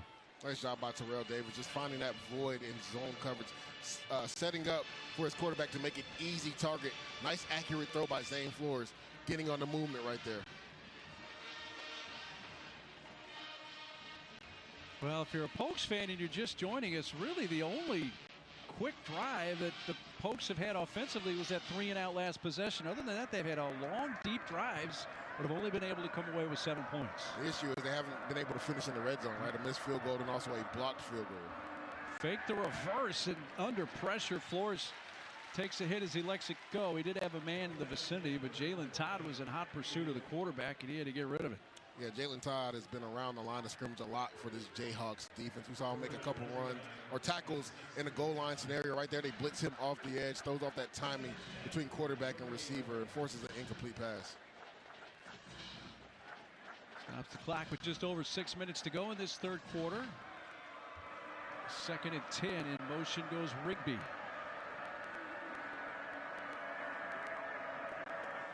Flores, play action. The safety valve is there out of the backfield, and Fields is able to fight his way up towards the 40. He wanted to go downfield, but it was well defended by the Jayhawks. Yeah, Rodney Fields does a really good job of making Bengali Kamara miss in space, but that's great pursuit by the Jayhawks, because even after that missed tackle, he only gains about 2 yards to force us to a 3rd and long. 3rd and 8. Now this really feels like a big play for Oklahoma State. They can't punt it right back to Kansas with all the momentum. We're in the red right now. Here comes pressure. Throws shy of the sticks, but after the catch, Terrell Davis gets the extra couple of yards he needed to move the chains, and a big first down for Oklahoma State. And Deidre Graham, number 7, you can see him up top. Just too much cushion and off-man coverage right there. Nice job by Terrell Davis, selling the go route, snapping it back on the comeback, and then you see the spin at the end to pick up the first down. Those are the football right at midfield with the clock running at 5 minutes to play in the third quarter. From the pistol, Fields. Loose football picked up. Flores gonna run with it and maybe get back to the line of scrimmage. A busted play from the start there.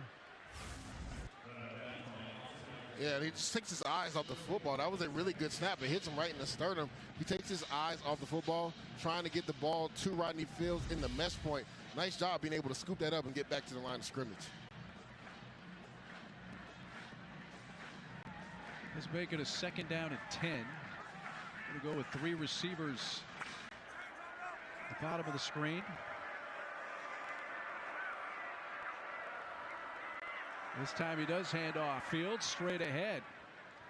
That's a nice run for Rodney Fields Jr. of at least 6 there. We'll see where they spot it. Set up a 3rd and much more manageable. 3rd and 4. Nice physical run by Rodney Fields. Right there, defensive coordinator DK McDonald. He sends number 1, Bengali Kamara, through the B gap. He actually backdoors the block and tries to flatten down the line of scrimmage. Rodney Fields makes him miss and picks up about 6 yards.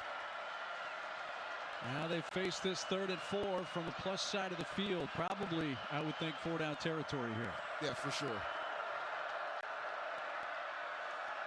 Flores fires, catch, first down, and a little bit more there for Sam Jackson, the 5th. Guy had been their starting quarterback the last 3 weeks, and now back where he's comfortable as well, catching the football, his first grab of the day. Yeah, and if you're this Jayhawks defense, right, you got to be able to match guys in zone coverage. Just way too much cushion. Nobody is there. Everybody's dropped in zone coverage. He was wide open. Got the first down, go with some tempo, and now they'll have a 1st and goal. And guess who again? Sam Jackson, the 5th.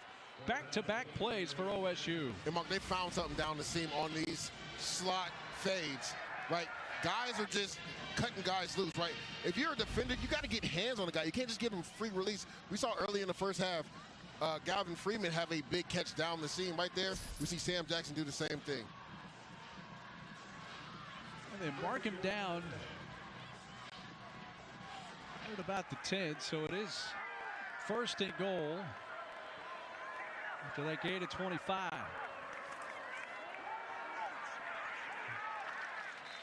Haven't seen Vialahi get many carries. Says he gets one of the few he's had so far today there. Yeah, Vialahi's coming off a 2-fumble game last week versus Texas Tech, so I think that's part of the reason why you haven't seen him as much. It's been mainly Rodney Fields and then some Trent Holland sprinkled in.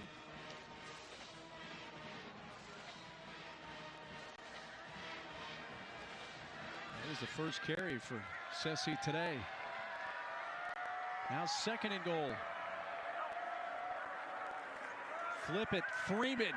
They got the ball in the hands of where they wanted to get it, and a touchdown for Gavin Freeman. That kid is just magic in the open field. Nice block by number 82, Quentin Stewart. He does a really good job on this end around. And we talked about it, right? Just get Gavin Freeman the ball in space. They've given him a few speed sweeps. Get it hit to him in space on the speed sweep right there. Again, nice block by number 82, Quentin Stewart. The Kansas Jayhawks, they lose leverage, lose contain. He gets to the edge and gets into the end zone. And you talked about it, Mark. This is a ball game. This is a big drive right there for them to get back on the scoreboard. Logan Ward knocks it through and makes it a 10-point game. That's a pass completion and run. This guy's so good yards after the catch. No, without a doubt. You just got to get it to him in space again. You see number 82 with a block right there. And Gavin Freeman with his speed, he just out-leverages number 4, Trey Lathan, who is their middle linebacker. That's where the speed takes over. And we talked about it. He's one of the hardest workers on this team. You're not going to be able to arm tackle this guy. He runs physical. And you see him right there. He's talking a little trash to the Jayhawk faithful. Right? Excited to get back on the scoreboard and get the Pokes back into this game. He has a career-high 7 receptions and a career-high 78 yards. In the first half, Freeman had 68 yards receiving, and 43 of those yards came after the catch. And that's the thing. He's one of the better players as far as yards after catch. You just get it to him in space, and the run after that is where you really highlight his skill set. So Oklahoma State able to respond with their first touchdown since their first drive of the game. Under 2 minutes to go in the third quarter. Kansas has scored touchdowns on both their possessions here in the second half after having only 2 total possessions in the first half. Yeah, I love that they were able to finish right there on that drive and finish with scores, because you talked about them, they really struggled. It's still a big return. Henderson could be gone. No. A saving tackle brought down at the 41 of Oklahoma State by Eric Fletcher. And then the momentum shifts back. Simple bounce rock return. Nice blocking up front.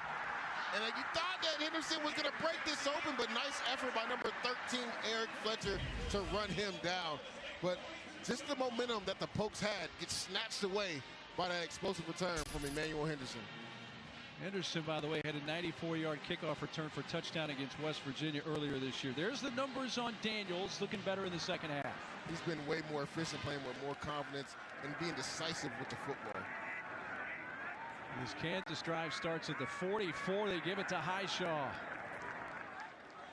Spot him down at the 40, so he picks up 4. Just when Oklahoma State was starting to feel like, okay, we got it down to 10, Henderson does what Henderson does in the open field.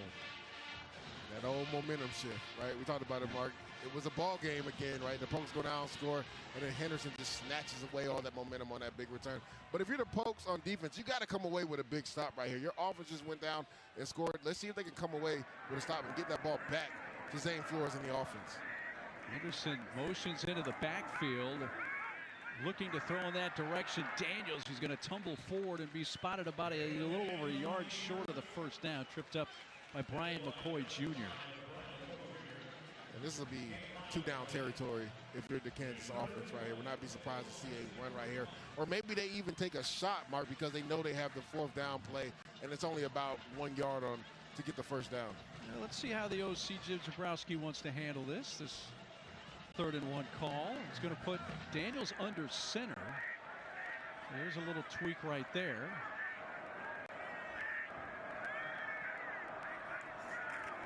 They try the little tush push there with a little help from Gruen. And it's enough. Let me don't jump the gun. He just quite yet. It looks like it's going to be just a little bit short. Well, initial contact, that was a great job by the defensive line from Oklahoma State getting penetration, because he gets knocked back. But to your point, once Bowden Gruen went in motion, he was able to push him forward. But it looks like he might be just short. Well, where they spotted the ball, the nose looks like it's at the 44. Well, that's the end of the quarter, too. And the marker looks like it's at the 44. If it's short, it's literally by an inch or 2. So it is going to be 4th and inches for KU when we come back as we end the third quarter in Lawrence. Tree swag. Do a little swag surfing going into the fourth quarter here. 24-14 Kansas. Homecoming in Lawrence.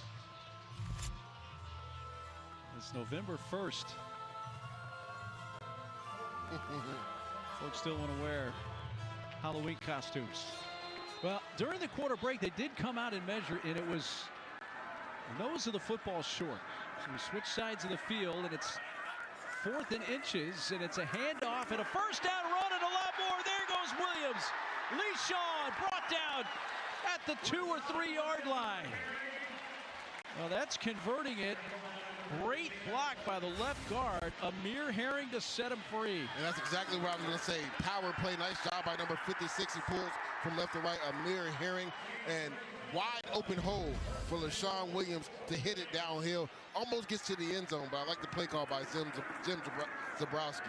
Well, they give it right back to LeShawn to see if he can get it in, but that time he's stuffed. He's 2nd and goal inside the first minute of this fourth quarter.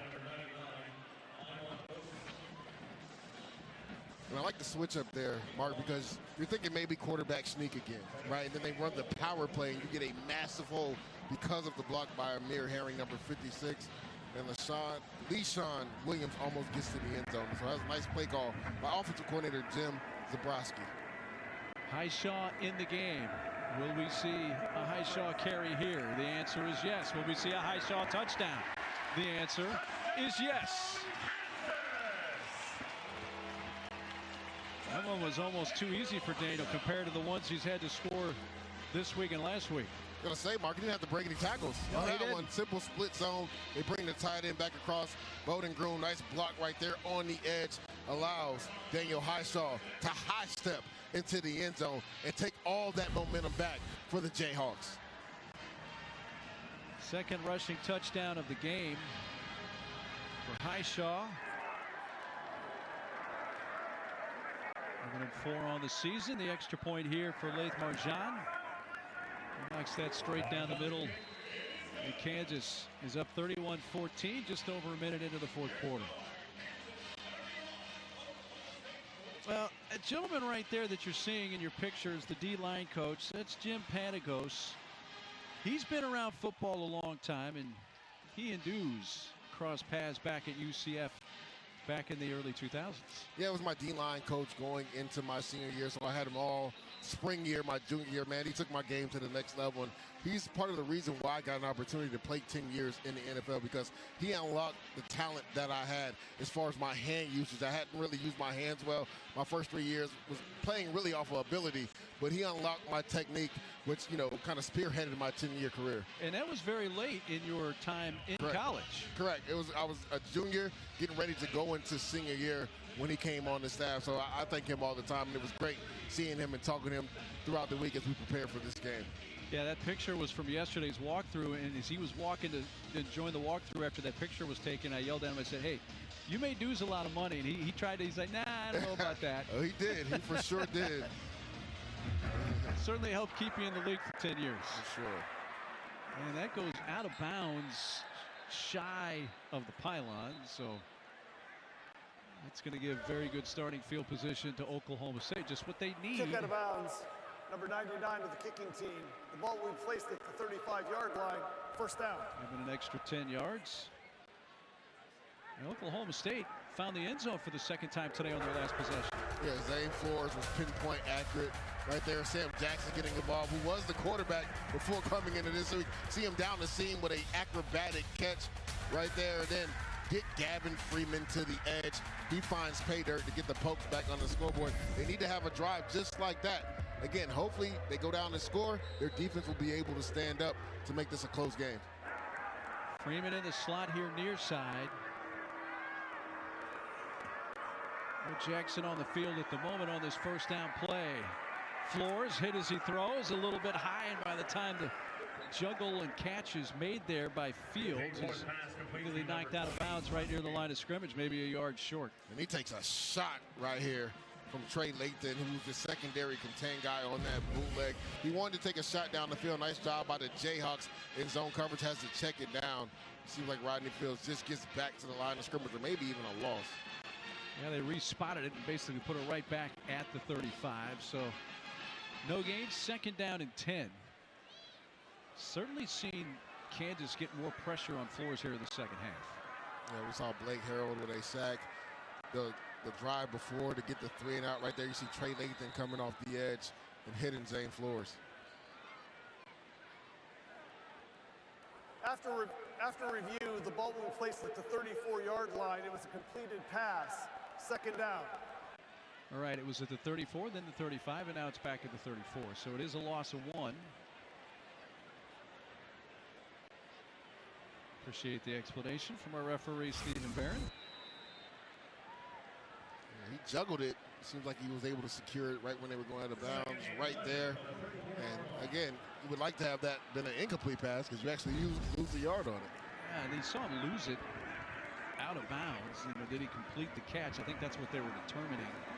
Yes, he did. So it lost a yard, and that right at the last moment, able to come in and break that up.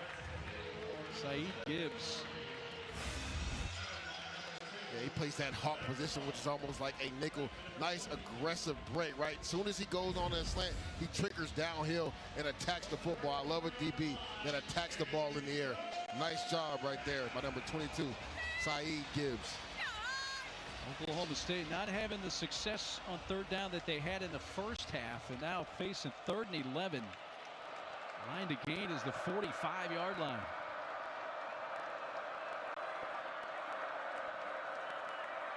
Here comes the rush. Flores continues to treat, just fires it going back to get the ball at the 40 is Rigby. See where they spot him out at the 39, so he's 6 yards shy of the first down. Nice job by Shamar Rigby. Seeing this quarterback is in trouble. He's running the go route, and then he works his way back to the quarterback. They always say when plays break down, you either go deep or work back. Does a good job work back, and I love going for it here on 4th down, right? You're down 17 in this game. Who knows how many opportunities you're going to have left in this game. You get 6 yards there, go for it, or you get 4 yards there, go for it on 4th down. 4th and 6. It's like pressure's coming. Jackson in there as well, looking in that direction. Throws for Jackson, almost picked off by Lyric Rawls, the former Cowboy. But they do not convert on 4th down, and regardless, Kansas will take over on downs. What a drive right there by Lyric Rawls. Almost comes away with a pick 6. The Jayhawks get off the field on 4th down. Welcome back to Lawrence, Kansas, where the Jayhawks are up 31-14. Their last scoring drive. Le'Shawn Williams got him going on 4th and 1. Power play gets an explosive run, and then Daniel Hotshaw plays it off, high-stepping into the end zone to extend the lead for the Jayhawks. Kansas takes over after Oklahoma State turned it over on downs. The first down run for Le'Shawn Williams, and he just keeps pushing the pile for about 11, 12 yards all the way to the 28-yard line. Yeah, right here, if you're Oklahoma State, you know that they're going to run the football. We kind of call this the 4-minute drill where a team is up. They want to run the ball and salt some of that clock off. This is where you have to bow up if you're the Pokes defense because you know they're going to be physical running the ball. Right there, too much leaky yardage on that first down run. And Le'Shawn Williams doing better health-wise. He missed some games. This is really the first time, according to Lance Leipold, when we chatted with him yesterday, that Highshaw and Le'Shawn Williams are basically both as close to good health as they've been all year. He said this has been the healthiest they've been combination-wise going into this game. And Williams right back at it with the run, lowers the shoulder, and he's up to the 20. And we talk about, Daniel Highshaw and his physicalness right there. Le'Shawn Williams shows you at 5'10", 215 pounds, that he can drop the shoulder on people too. He can run angry as well. Second down and 2 from the 20. 214 rushing yards for Kansas. Over 11 minutes to go in the game. Cure in motion. Blocking once again for Le'Shawn Williams. This time didn't get a lot, but perhaps enough for a first down. He's stopped by Brian McCoy Jr. Looks like he's going to be just short of it. That's been a pretty common theme. We've had more Correct. third and fourth link to the football you see on most days. Now, last time we saw this, right, they went quarterback sneak, didn't get it on fourth down. They went that power play, and Le'Shawn Williams gets an explosive play. Candy up top. He had his first touchdown catch for Kansas earlier in this game. And Henderson down at the bottom of the screen. But it's right back to Williams, cutting it left. Ooh, nice play coming out of nowhere. Parker Robertson. Man, we had a chance to visit with this past week. He's a really interesting story and player. I mean, this is how you come in the alley if you're Parker Robinson. What a physical tackle. That's 215 pounds by Le'Shawn Williams. What a physical tackle by Parker Robinson. Love his story. Former walk-on, has become a two-time captain throughout the regular season. One of their better players on defense. And plays like that really epitomizes what they want this Pokes defense to be about. Came into this game leading Oklahoma State in tackles. Gets it done in the classroom well as well. Three-time academic All-Big 12. Sean Williams on the carry. Raymond Gay stopping Williams. It's been a steady dose of Le'Shawn Williams here. Really the last couple of drives. Yeah, I love that they've been able to, combo both of those backs. But going back to Sawyer Robinson, you see it right there, career at Oklahoma State. Arrived as a walk-on this season, leads the team in tackles going into this game. Talked about it earlier, two-time captain, right? His teammates really trust him. And you see it right there, three-time academic All-Big 12. So this is a guy that really feels like he can play at the next level. And I told him, man, the way he plays on special teams and for tackles that you saw right there, his tenacity, he's going to get a shot at potentially playing at the next level. Williams for a couple more. Number 4, LaShawn Williams. Yeah, don't discount just playing special teams your first year or two in the league. Well, I mean, that's where he'll make his hay, right? And then eventually, if he's able to get on a roster and stick, he'll be able to maybe matriculate on the defensive side because of plays like that. He'll be a really good in-the-box safety. So sat down and talked with him and told him, man, that the way that you play, the tenacity that you play with, the effort that you play with, man, continue to have that chip on your shoulder, right? It's kind of what propelled me as an undrafted free agent to play 10 years, and I see that in you as well. Yeah, he smiled when you said that to him, that's for sure. Words of encouragement. Third down and 1. Williams got hit in the backfield. It was Wendell Gregory who made contact, but Le'Shawn was able to kind of stumble forward and get right near the line of gain. Yeah, he's a guy that creates havoc in the backfield right there. He slants inside, gets into the backfield, chops Le'Shawn Williams down. That was a good job by Williams to even pick up yardage after that because Wendell Gregory hit him in the backfield, probably 3 yards behind the line of scrimmage. Up 17, 4th and 1. Kansas, no hesitation to go for it. And the 7-yard line.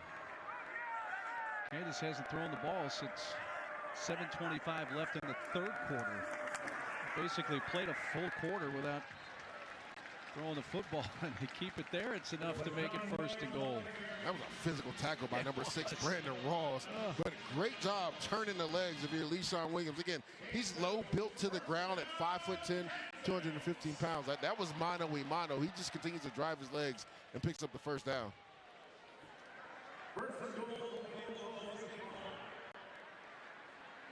Kansas 1st and goal from the 5 as the clock runs. 7 minutes left here on this homecoming Saturday in Lawrence.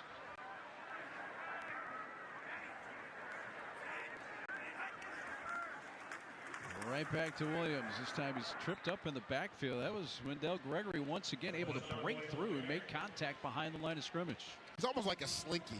He's just able to maneuver in between chaos. And right there, he slants from left to right, beats the tight end down block, gets into the backfield, another tackle for loss.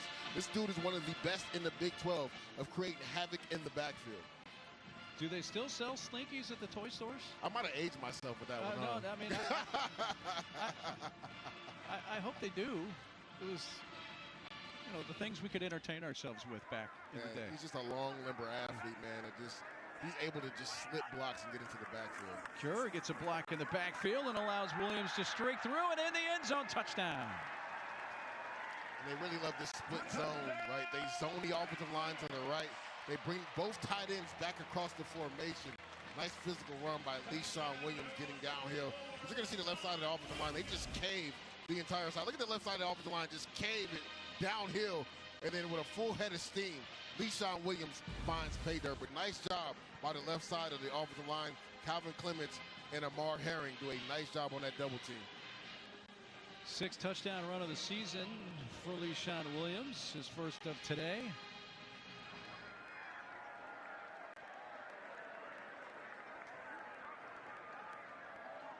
They're making sure he did get in as they review all the scoring plays, and it's held up the extra point try.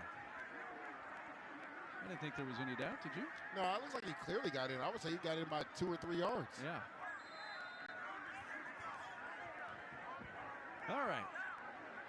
They are satisfied, and here comes the extra point attempt from Laith Morjan.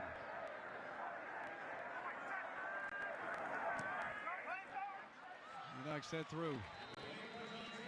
Let's take another look at LeSean Williams, who's been a big factor here in the last quarter. Nice job by the offensive line. LeSean Williams, low built to the ground, gets into the end zone, and the Jayhawks extend their lead. Well, the coaching ties between Oklahoma State and Kansas includes their interim head coach and offensive coordinator Doug Meacham, who was the OC at Kansas under head coach David Beatty for a while. But Clint Bowen is Mr. Kansas, Mr. Lawrence. He was the interim head coach a couple of times. He was the head coach at Lawrence High School the last several years, and his son was the quarterback there, and his son's on the Oklahoma State roster now, that being Banks Bowen. But Clint Bowen, his brother, huge ties to Kansas. Clint Bowen told us, I've basically spent most of my life, the last 30 years, around Kansas football. 24 years to be exact, around Kansas football in the city of Lawrence. So we talked about it. I said, Coach, have you ever been able to sit back and just realize you're going back home, right? And he was like, in the beginning of the week, I was eager, but then it became more focused for the task at hand this week. He said he had about 70 tickets for this game of friends and relatives coming to this game. 70 tickets. Lawrence High School, by the way, KU fans will certainly know this, is maybe a mile and a half away from here. So it ain't far. And I asked Clint, I said, "Did you keep your home in Lawrence?" He said, "No, I sold it actually, and I kind of wish I didn't now." Great guy, and one who's still thought of very highly in Lawrence, Kansas, and at the University of Kansas, Clint Bowen. So Flores back. By the way, that Kansas scoring drive, 10 plays, and LeSean Williams ran all 10. Again, I love the combination between him and also Daniel Highshaw. They've been using them both equally, and they've gotten the best out of both of those guys today. There's the pitch by Lahi. Pushed out at about the 24. Well, this game started well for Oklahoma State. It's been a while since they've had their last Big 12 win. You have to go back to November of 2023. That's when they beat BYU 40-34. And things kind of fell apart late in the first half where they failed to get the ball in the end zone and convert on a field goal, and then Kansas is dominated here in the second half. But for 30 minutes of this game, man, they were right there with a chance to win. And it comes down to missed opportunities. And right here, another one. Grayson Russo not on the same page with his quarterback, Zane Flores. He thinks he's going to run a back shoulder fade. He continues to run that go route. And then you see Zane Flores take another vicious hit. But missed opportunity, especially right before half, Mark. They had an opportunity to potentially tie this game up or even take the lead going into half. Blocked field goal, and also another missed field goal is added to the suffering of this Pokes team. Flores going to take off. He's undercut there by Devin Dye. Falls forward to just across the 30, leaving him a little short of 5 yards from the line to gain. Yeah, not surprised there. Doug Meacham leaving the offense on the field. Right there, Zane Flores doesn't like what he sees in zone coverage. Just gets north and south, tries to get as much positive yards as possible before going down. Flores was definitely a little slow getting up there, but did get to his feet. He takes the play call and gets ready for this 4th and 5 call.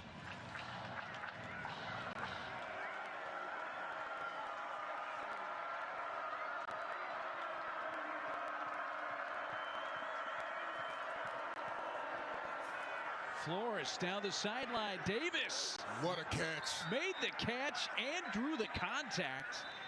There's going to be a penalty on Austin Alexander for pass interference, but It's a moot point on the terrific catch by Terrell Davis. First down, they convert on 4th and 5. I love the aggressiveness by Zane Flores. He sees the speedy receiver outside one-on-one with the young player, Austin Alexander. Pass interference. Defense, number 0. That penalty is declined. The result of the play is a first down. And the ball's kind of underthrown. And they teach quarterbacks to do this so they can work their way back. The receiver, he does a nice job working back through contact. You see number 0, Austin Alexander, doesn't get his head around and gets his body on Terrell Davis. But that's a nice job by Terrell Davis. High point. It looks like he almost caught that using Alexander's helmet right there. 29-yard gain on 4th and 5. Banks Bowen, who we were just talking about, son of Clint Bowen, was the quarterback at Lawrence High School the last 2 years, just a short distance away from here. Takes over at quarterback. There's a throw, and he overthrows Terrell Davis. I think part of this may be we saw Flores get up a little gingerly a couple of plays prior to that. Yeah, and they want to protect him because obviously the offense opens up with Zane Flores at quarterback. So if he's a little gimpy and seems like this game is already kind of been put away, why not get your young freshman quarterback, Banks Bowen, who is a homecoming for him, right? Coming back here to Lawrence, Kansas. Get him some rep as a true freshman because now there's only 4 games left. He won't burn his red shirt. Banks looking to throw again under heat, dumps it off, and nice catch. Violahi turns that into positive yardage, and then there's a hit there on Dak Brinkley, but does go down inside the 40. And that's a great job by Banks Bowen, right? He rolls out to the right, feels some pressure, then find your outlet, right? The check down, the running back. Violahi, nice catch, right? His body was turned around. He had to flip back around and catch that with one hand, and then he gets positive yards. You know, this stadium on this site has been here since the early 1920s. And Banks Bowen getting into this game means there's another generation of the Bowen family that now have seen the field here at the University of Kansas. Though it's Banks has the opposition, and he gets sacked, lost the football, and Kansas recovers. Saeed Gibbs put on the hit that forced it loose. And Mark, we call this the cat corner blitz. He's the boundary corner. Banks Bowen doesn't even see him. Nice job right there by Saeed Gibbs, forcing the fumble.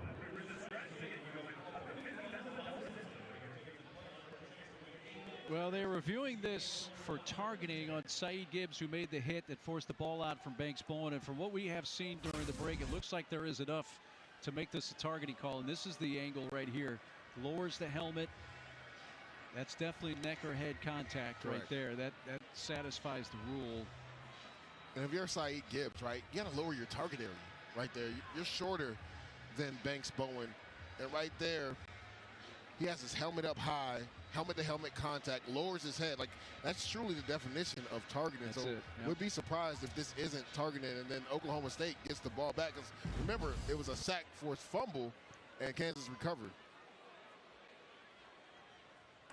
After further review, there was targeting on the play. Defense, number 22. Number 22 will be disqualified. The penalty will be enforced 15 yards from the previous spot. It'll be first down, Oklahoma State. So Gibbs lost for the rest of the 3:28 in this game, but then he's going to miss the first half next week at Arizona. So the targeting call, and the 2 angles we saw, it definitely was targeting. That's a legit call. And that's tough because he's a player that can play that hawk position and outside corner as well. And they've had some struggles with some of their younger players at corners. So that's a massive blow for DK McDonald, the defensive coordinator. And when they mark that off, it's now a first down from the 23-yard line of Kansas. And Bowen going to hand off. Violahi for a couple of yards. Roy Harris III with the tackle for Kansas.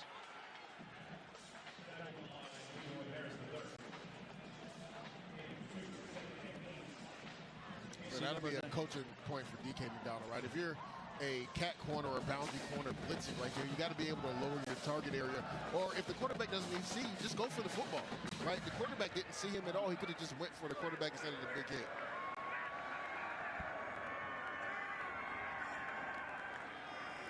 Bowen's going to hand off.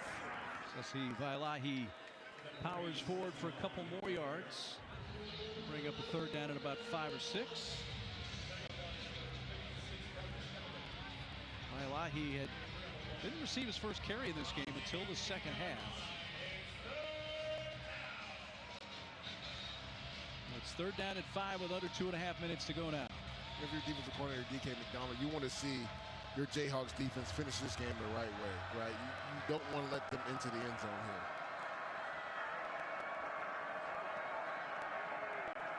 here. Davis motions to the near side. Bowen looking left, now running right. It looks like he can scramble for it, and he does. He's got the first down, steps out inside the 10, run out by Jason Gilliam, and it'll be 1st and goal for Oklahoma State.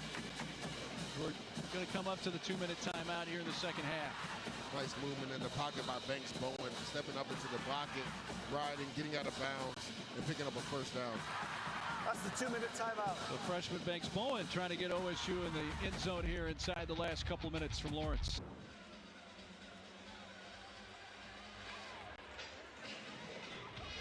Clint Bowen there on the left, the interim defensive coordinator for Oklahoma State. Played defensive back at KU 91 through 94. Coached off and on at KU really between 96 and 2019, a couple of years ago. His son Banks Bowen there, a freshman there on the right, trying to finish off this drive with 2 minutes left. Kansas comfortably ahead on their homecoming Saturday here, but it's 1st and goal from the 8. Empty backfield for Oklahoma State. Bowen's going to flip it. This is Capel. And Royal Capel, true freshman, touching the football for the first time today. Gets it down and inside about the 2-yard line. Yeah, Coach Meacham said some of these true freshmen will get some playing time now that there's only 4 games left in the year. They can preserve their red shirt. Capel's actually played a little bit earlier in the season. Talk about that was his first touch. He's kind of playing that Gavin Freeman slot role. They get it to him on a speed sweep right there.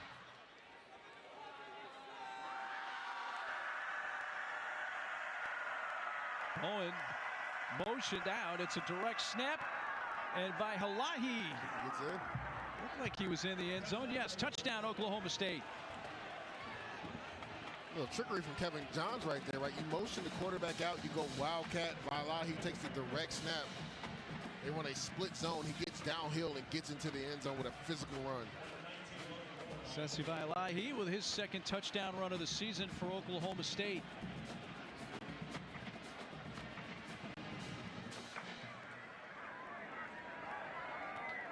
Minute 19 to go as Logan Ward knocks through the point after. It is a 17-point game, 38-21 KU. A little trickery from Kevin Johns, split zone. Nice job by the offensive line. Nice physical run by Sesi Vaihalahi to get into the end zone. 2-yard touchdown run. You know, you look at the numbers in this game, dudes, with a little over a minute left. Kansas has more total yards, but not by much. Correct. Oklahoma State has doubled the passing yards of Kansas, but KU has tripled the rushing yards of Oklahoma State. Neither team has turned the ball over. Oklahoma State put it on the ground a couple times and recovered. Kansas did that once. And you're getting down to the last couple of games after today. You see what Oklahoma State has ahead, including a K-State team that right now is up the road in Manhattan battling Texas Tech. And then they go to UCF, finish up against Iowa State. And they'll still be looking for that first conference win since 2023 when they take the field against K-State next week. Yeah, and if you're Doug Leachman, right, there's no consolation prizes, but you have to love how your team battled. Offensively, they had really struggled all year long, and obviously Zane Flores brought some energy and moxie to the offense. Kansas has called their first timeout of the half. 30-second timeout. So KU uses their first timeout of the half here.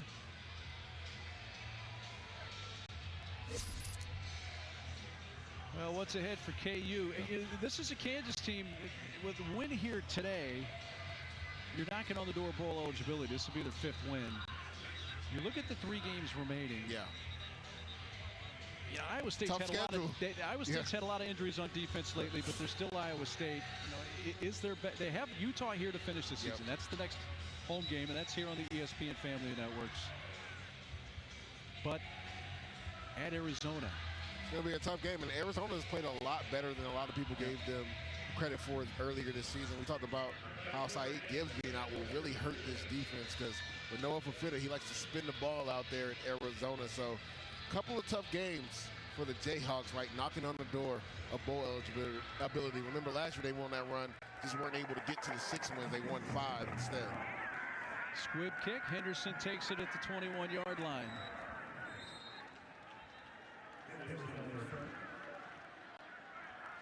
Kansas can run out the last minute 16 here and improve to 5-4 overall. They're going to go to 3-3 in conference play.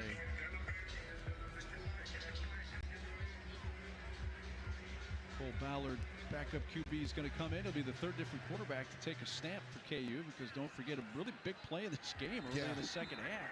It's when Isaiah Marshall came in and ran for 40-plus yards. And Ballard gets to come in and do the victory formation. And no coach, every coach wants to see that at the end of the game, right? If you're Lance Leipold, you love that you're finishing this game and the victory formation. The interesting thing is, right, Mark, we were wondering if Jalen Daniels, after struggling last week, would come out and they would try to get him going, throwing the ball. It was the run game, really, for the Jayhawks that really turned things in their favor in this game. You know who we did not see today for KU, and that was the punter, Dane Eford. Last time Kansas had a game with no punts was a couple of years ago, 2023. And Kansas won at 38-21. Oklahoma State will drop to 0-8.